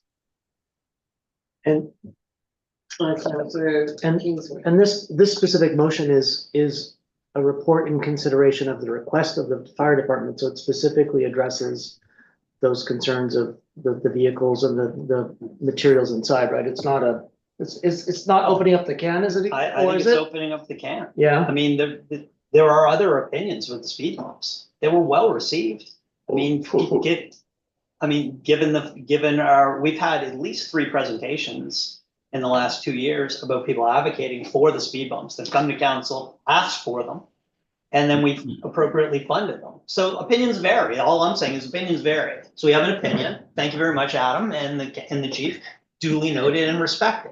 But there are other opinions too with the speed bumps and their benefits. And I think we, as a deliberative body, we need to weigh the pros and the cons. There's various areas of communities of interest, child safety, slowing traffic down. These are all part of the conversation. I don't think it's just a declaration that, the fire department has had a request. I think we should take that into consideration, but we should also take into consideration all of the other advocates for the speed bumps. So as far as writing a policy, and this is again, like asking staff to take on the responsibilities of council to deliberate an issue, I think is not appropriate. If we're going to have a debate about whether we want to keep the speed bumps or get rid of the speed bumps, like the seven of us can do that. Like we don't need a report from staff to give us the comfort of the herd to suggest what the pros and cons are. We can handle that internally. From my perspective, we could do that at a strategy and planning meeting. But I do believe there are other opinions. This isn't a definitive like everyone wants to get rid of the speed bumps, and I think thinking that that's the case is off base. So I'd rather just not layer another meeting. How many different reports are we going to ask staff to prepare? Like these folks are busy. They've got full agendas. We meet twice a month and give them 4 or 5 reports per meeting, every meeting. Like in this case, we have a request, take it to policy and strategy, we'll kick it around and maybe we'll be okay with it, maybe we won't. It's $100,000 problem to make it go away though. Yeah. Councillor Carver. Based on Councillor Feeney's lengthy and eloquent defense of his position, Take that as I a would be compliment. prepared to revise the motion to refer it to Policy and Strategy Committee. Was there a second? I wasn't in the room. I did. You did second it. Are you So willing? I will second what she just, And I Okay, think it was a compliment. okay. yeah. Okay. Okay, to strategy and policy, and the seconder, Councillor Twano, has agreed. Are you ready for the question? All those in favor? Aye. Sorry. Okay, opposed? The motion is carried, okay? So- That item will So go. moving right along, and I am certainly aware of time and time constraints. And we so didn't I- have a bathroom. So break. as a follow-up to the presentation made to council on February 27th by Kate Cox regarding the Ferry Trail project, which is planned to be implemented by June 2025, I make the following motion that council approve seed funding of $600 for the ferry project on a one-time basis as a $600 as on a one-time basis to help cover startup expenses incurred in creating the ferry houses with the goal of having the project ready for the tourist season. Is there a seconder for the motion? Okay, do you put up your hands at the same time? Council Okay, Palfrey has the honor. Councilor Palfreyman. Okay, any discussion? Councillor Twano. That's not the amount, that's on the. I said it up to 2,500, so I specified 600 Oh, okay. after discussion with the proponents. Okay. $600 was the figure. Okay, Thank you. okay, any discussion? And for anybody who's watching, the ferry trail is spelled FAERIE. It's a The original. It makes the concept very special. Yeah. Okay, ready for the vote? All those in favor, aye. Opposed, nay. Okay, the motion is carried. Thank you. And the next one, as a follow-up to the presentation on February 27th by Sue Bookchin of the Peace Institute, I make the following motion. The council support holding an additional meeting with Be the Peace Institute for further conversation about measures that council might consider to address intimate partner violence and gender-based violence in our community. And this could, I'll just leave it at that. That's my motion. You second that, second by Councillor Kingsmill. Could this, does this have to be a council only, or could this be a more public information session? Well, I'm making a motion with the Already intention, had a with the wholesome- intention of that council would be able to focus more on some specific actions. As opposed to a public discussion, information awareness initiative. Okay. Councillor Kingsmill. I kind of see it as the similar to the conversation that we had with Communities in Bloom and the Talking Trees and the Garden Club. I thought that was really collaborative and informative, and we all got to dive deeper into it. It takes it past the presentation, sort of just the getting informed, so. Okay, is that sort of the style you're thinking In response to the deputy mayor's comments there, is a suggestion that it be open to other people, and if so, who? No, I was just suggesting, or I was just hoping that it wasn't perceived as a formal council meeting setting again, but a conversation that we can have. Yes, exactly, that was my. Okay. Great. All right, everyone have clarification on that? Are you ready for the question? Yes, okay. All those in favor signify with aye.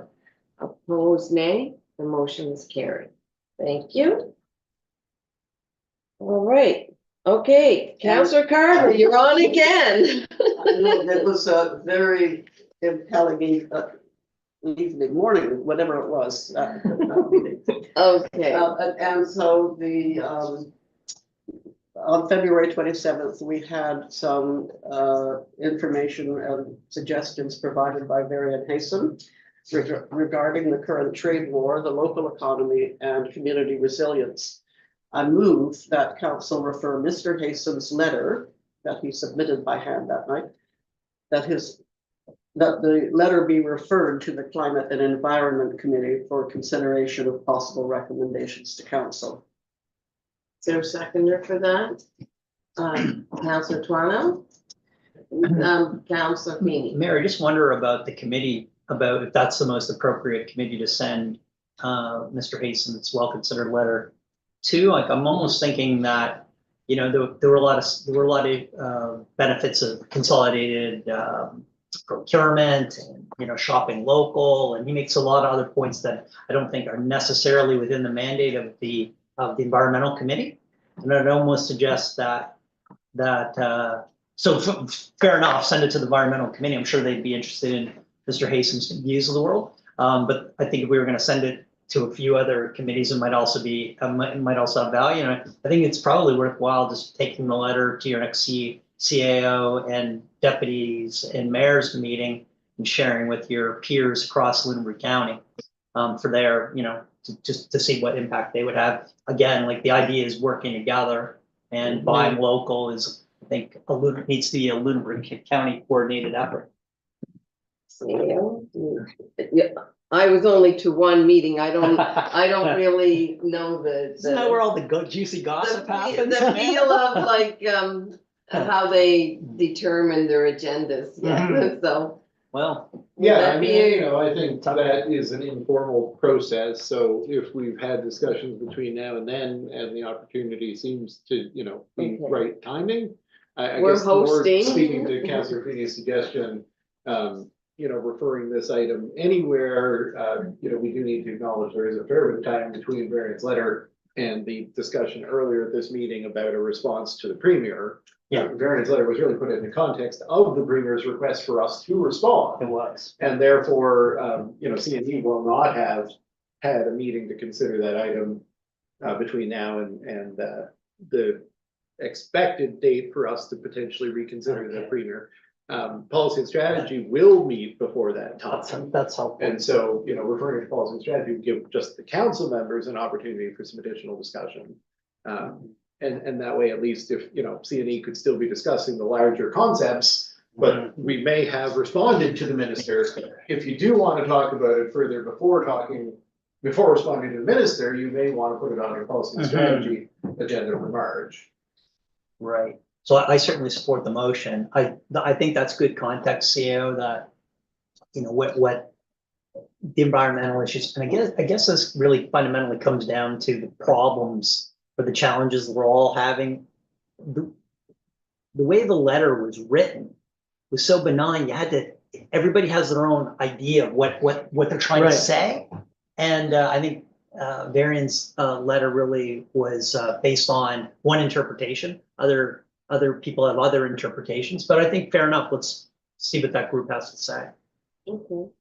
So I just have a question, if I may, for the CIO. Given that this vote, however it goes, if it is approved, can it get on the agenda for tomorrow, which is the next community climate and environment committee? Well, you could add it during the privilege agenda. The issue is that people will not have had time to. Yes, consider that's it. the problem. Yeah. Yeah, okay. All right. Thank you. Okay, are we ready to vote? Okay, all those in favor of Varian's letter going to, yay, yay, signify with A, and then now this is getting giddy because we haven't had a break, a 2-hour break.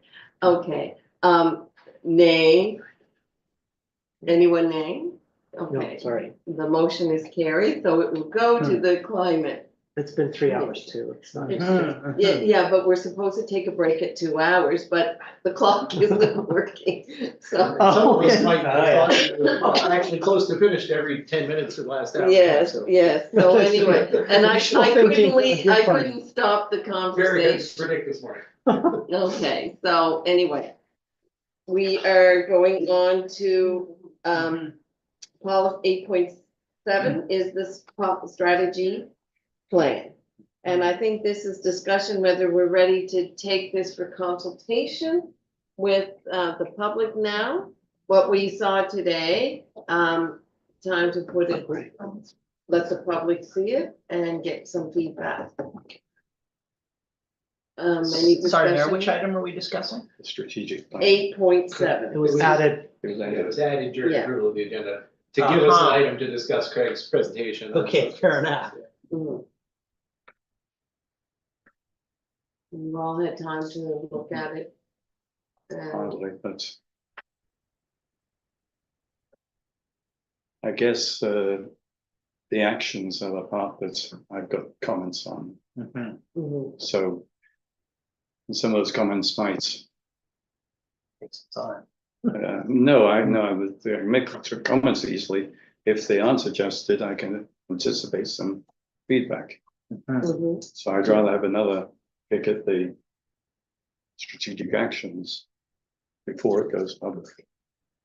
Yeah, and certainly Craig has heard the various concerns raised by individual members, but they are not in agreement, right? Like one individual member may have a point of view, not shared by the majority, and at a certain point, like, we do have to accept that this document will not necessarily reflect each individual person's preference, but rather the collective. If getting there is going to require a vote, right, to say we're all comfortable taking this draft to the public, and if that is something that you're going to need to debate some more, the question is when. And currently speaking, our next regular meeting is the 27th of March. So waiting until the 27th of March means waiting on consultation, just waiting to get back to consideration. I would say it means waiting until the end of April, at least for adoption of the plan, so it'll be in the budget process. That's council's prerogative. Otherwise, if there's a willingness to reach that, point, the only other opportunity that we have by motion is at the pre-budget meeting scheduled for Friday, the 21st of March. And it's not necessarily on subject, but it's the only other regular council meet or special council meeting in this case that we have scheduled. So I just wanted to put the timeline out there. And so that that's you an can hour contemplate slot. What that means if you're gonna say that you do need to approve by motion the document with actions to go out to the public for engagement, which, you know, I think you generally do want a motion on. Yes, Councillor. Can the document go out to the public without all the actions? I suppose it could, I but that saw would the further expression. prolong the process, because we presumably want to go out again with the actions. No, without the actions. But would you then want to go out again with the action? Or would you, I don't know, I'm just thinking, I mean, because I think the actions are probably the part that most people would want to review. I mean, it's a one pager otherwise. Well, it's 17 pages, right? I mean, as it No, stands you're right, talking about the whole document with the actions though. but aren't there other actions as well that were not in here? There are other actions that didn't make the cut. I Okay, guess, yeah, all right. yeah. So the version that's come around by email yesterday from Craig, like that is the version that Okay. we would consider the final Great. draft, penultimate draft, subject to public consultation. And it does reflect comments made from councillors even Yeah. up to the weekend, like Okay. last weekend. But some of those comments haven't been pushing the envelope if only one person feels that way. Councillor Copeland? Seems to me that it's really just odd keywords here and there. I'd be quite comfortable circulating What we for have. comments, what we have and Mhm. get through it quickly. Nobody agrees with me. I'm not having a good day today. I agree with you. I think the um, presentation could No, go. we have to live with it, so I think it's spend right. some more time with it, no worries. I think there's, maybe that's not the same thing being said. Brian is saying he'd be comfortable circulating individual concerns and then by email attempting to reach a consensus when the document is ready to go to the public, right, Brian? Yeah. And I certainly wouldn't recommend that approach because I know that there will be a lot of difference of opinion of what document was final unless it was a motion to say, we now all having possessed the same document are agreeing to put it out for consultation. I don't want to put a document out for consultation that doesn't reflect one person's comments to their satisfaction, only to be told that that was not a document everyone agreed to. So I do think that given the differences of opinion around some of the actions, the only way to appropriately move it out for consultation is by motion. Because I don't believe that a consensus is being reached on those items. Now, council members may disagree. Ultimately, if you do it without a motion, I'll be the one who is told I did it wrong either way, so. Well, isn't the point of going out to consultation is to get feedback from the public on what we have done? And I think Joe was saying what we've done so far is good enough to go out, but that, I think we so. need to know. Or Colin was saying, sorry, not Joe. I think so. I mean, I'm of the opinion that the document needs to be meaningful, and it's meaningful when there's, the greatest degree of consensus. But I do take the CEO's point is that we're not gonna have complete consensus on every item. It's No. public already, right? It's on the website. No, No. No. no, Well, it's in the meeting package. our meeting. The slides are, okay, so there may be a distinction here. The slides are in the meeting package. But the Yeah. document with the actions that came from Craig at the same time, like, that's not in your You meeting, got in an email. because that just came by. email. Yeah, I'm just So saying. it's not a public document. Oh, the goals. Yeah, I'm sorry, I yeah. got So confused so with that's- goals and that's the actions. distinction. And I don't Sorry, think sorry. you're gonna give the public much to consider if you don't give them the draft document. I see. Yeah. Sorry. Councillor Carr. CAO just said that that document with the actions came at the same time as the slide deck, but I don't remember it that way. The slide deck came in time for the agenda package, but the document with the actions only came yesterday. That's right. So I Yeah, a personally- further I memorable personally lead have time. not had time to read Okay. Right. over through the actions, Yeah. since they came last night. Yeah. So can we give ourselves a week to read them and let I the guess my point is you CAO need a know? motion at the end, so that week has to end with a meeting at which a motion could be passed directing us to go out for engagement. So then could we do that motion on the 21st at that meeting, At the special meeting? which has so many other things already scheduled? And You can, is that, Yeah. Counselor. Mayor, we're at a stage in the process where the big changes are going to come from the community input. And so there's a virtue, if we want to move this along, is the earlier we get to the community, the earlier we're going to get that response, and the earlier we're going to see the influence of the community in the strategic plan.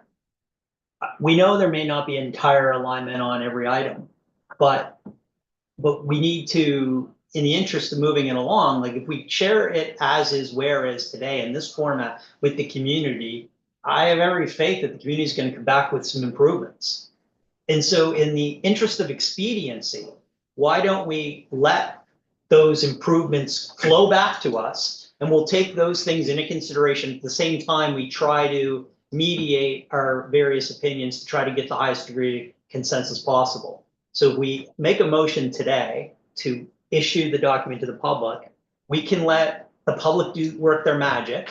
And when we receive their input back to us, we can take that under advisement. At the same time, we'll have had a few weeks under our own accord to review it. So if we wait to try to get consensus here and then go to the community, well, I'm like the whole idea, right? Like the whole idea going in the community is that they're going to come back with improvements that we hadn't considered. Councillor Carver, Councillor Feeney's approach. I agree with that. Yeah. Thank you. Okay, are we So ready Mayor, for a motion? Are you okay? So I guess we're That's what I moving. wanted to. Yeah, so we're moving to provide the 2025 to 2029 strategic plan draft to the community for consultation. With Correct. action. With the action. With the action. Full draft document. With Yeah. full draft document. And is that, Thank you. Can we set a date in the motion for that? Like Kelly will get this out quickly. Can we say that feedback is gonna cut off so that you'll have it at a particular meeting for consideration? And if so, when would you want it? Cutting it off in time for the package deadline for the meeting on the 27th is very tight. But cutting it off for the package deadline for the meeting on April 8th would allow for a decent amount of time. Mayor, based on my absence on the 26th, I'd prefer if you'd all indulge me to defer the receipt back to the meeting on the 7th. That would give, sufficient time for the community to provide feedback. Give people until April 2nd, April 2nd, fair enough. first. You want it to be the first? The day Will staff need We'll time probably to want put it to to accumulate that in some sort of way, Yeah. And so. I won't be here, so I'm saddened. Can we have an earlier date just for that? Well, you can say the 31st, You but I don't can- think it makes sense to not give people the weekend. You're not gonna be working. Yeah, on don't say that. the 31st. So March Yeah. 31st, so Yeah. that would give people a little bit over Yeah. 2 weeks. Mhm. Okay, so are we ready for that? Do we have a second for that motion? Councillor Kingsbury, Mill? Okay, ready for the question. All those in favor signify aye.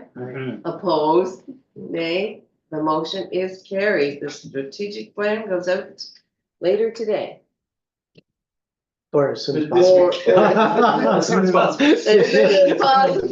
okay. This meeting goes. Yeah, okay. When this finishes. Yeah, we may be here tomorrow, so. There you go. Okay, moving on to committee reports, policy and strategy committee, and the planning advisory committee draft minutes.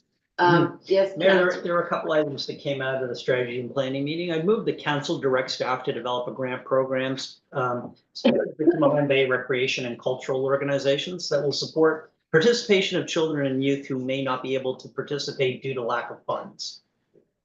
Is there a second for that motion, Councillor Carver? Councillor Toronto. Okay, Councillor Toronto seconds the motion. Super quickly, I just want to say there's already been some really interesting uptake on this since this was discussed. Like there's groups that have just like coincidentally told me about things they're working on to Yeah. improve participation. Oh, good. So I Okay. think there's gonna be some good opportunities. here. Good, okay. Are we ready for the question? Mhm. All those in favor signify aye. Opposed, nay. The motion is carried. Second item on committee reports, planning advisory committee. Draft minutes. Anyone want We to? have one Yes. more motion. Oh, Mayor, I'd also move the council direct staff to bring back a report. Bring back a report to the March Policy and Strategy Committee with proposals on the budget in the event of a favorable response to the Housing Accelerator Fund. Now, we have had a favorable response We have. since that meeting. And we're just wondering, CAO, if you have some direction on what the next step should be on that award. This motion is the next steps. It just didn't need to say like anticipate. Okay, but- fair enough. And Eric and I already have this. We'll bring it to the meeting, and then if you refer back to council, it makes it Okay. any time for the budget. Bring So- back a report, based on our award. Yeah. Now that we have. 400 received- and whatever the number was, Kelly. I'll second It that. was a big number. wasn't 477. Yeah, there you go. I'll second that. Second by I second the motion. Oh, Kelly, we'll get you in there, Yeah. Kel, we'll let Counselor Wilson have his name in a minute. That was a winner. Okay. All those in favor, signify aye, opposed nay. The motion is carried. Your worship, Yes, Mayor, before we leave the Policy and Strategy Committee draft minutes, I would just like to comment that item 3.4 in the minutes appears not to have noted that we agreed, I believe, that council agendas material would be provided on Thursdays for It didn't council. note it because it's not a change to the policy, just a question of interpretation. I guess it could have been noted in there, but I didn't take it as anything that necessarily needed to be noted in the minutes. If you want to correct the minutes, I would do it at the next meeting of the Policy and Strategy Committee, because that's where those minutes would be. Reflected in the minutes. oh, If your concern is that 3.4 doesn't adequately reflect the discussion, there was no direction, so I would say you want to change the minutes at the next Policy and Strategy meeting. Mhm. Okay, thank you. Okay. okay, Make a note, and we'll come back to it in 2 weeks. all right. So we're moving to the Planning Advisory Mhm. Committee. Okay, you have the report in front of you. There is, one motion. Is anyone ready to make that motion? Half of you were there that night. Yes, Sure. I was there, but I can't make a motion. Brian says he I I was. can make the Okay, motion. Council Complement. Co-seconded. Okay, so can you read it, Brian? Yes, that town council directs staff to bring a report concerning potential non-zoning approaches to address issues noted by Mr. Pavlinick in applying for the rezoning of the Hawthorne Road area to the Planning Advisory Committee meeting for April. And did you second that, Council Wilson? Happily. Okay. Any Maybe I discussion? just have a quick Yeah. question. So in the minutes, we're using the word rezoning quite a bit. My understanding was that the report was really around a number of changes on the land use bylaw pertaining to the area. Is that all colloquially being just wrapped up in the term rezoning? So Versus the, rules yeah, the and- recommendation or the request was to establish a new zone with those various points I think you're referencing. Okay, And then to apply that zone to the area. So it is a rezoning request, okay, but the distinction, which was discussed a lot at the PAC meeting, was it's not a new zone that exists, which means we would have to amend, if the request were to be granted, we would have to amend the planning strategy to establish a new type of zone, Which and Thanks. then rezone it to that may zone. impact many Yeah. other areas. Yeah. very helpful, And so very there helpful. has been a good discussion about, well, would any of the existing mechanisms potentially work? So the PAC is working. to Okay, figure- fair, thanks very much for that. Is it ready for the question? All those in favor, signify with aye, opposed nay. The motion is carried. Moving down, is there any new business that we did not get on the agenda before? No? Good. We're about to wrap up our meeting. Are there any I'm questions? sorry, did we do everything we needed to do about the two reports at 5.1 or 5.2? I made a note to myself, notice of motion, but I think maybe we did cover everything. Yes, we went through all the listed, Yeah, so that's all we need to do. yeah. And we We do have to Except- find someone They on will the hear. council who will be on, Great, and we accept, we approve the draft reports. yes. They'll appear on. Okay, I just Yeah. Okay, There's been so much, it's been hard to remember. all right. Are there any questions online? Nope, no questions. Are there any questions from the gallery? We would like to thank you folks for your very thoughtful discussions and the care in the alternative crosswalks. Specifically, also thank you for the apology for the phrasing. We're all coming from different places, even ourselves as community members and as Pride Board, constantly unweaving those knots of learning. And we really do appreciate your care. We were gonna wait around to thank you each individually, but we do know that you have a longer meeting and you probably will also want to go stretch and get coffees and eat.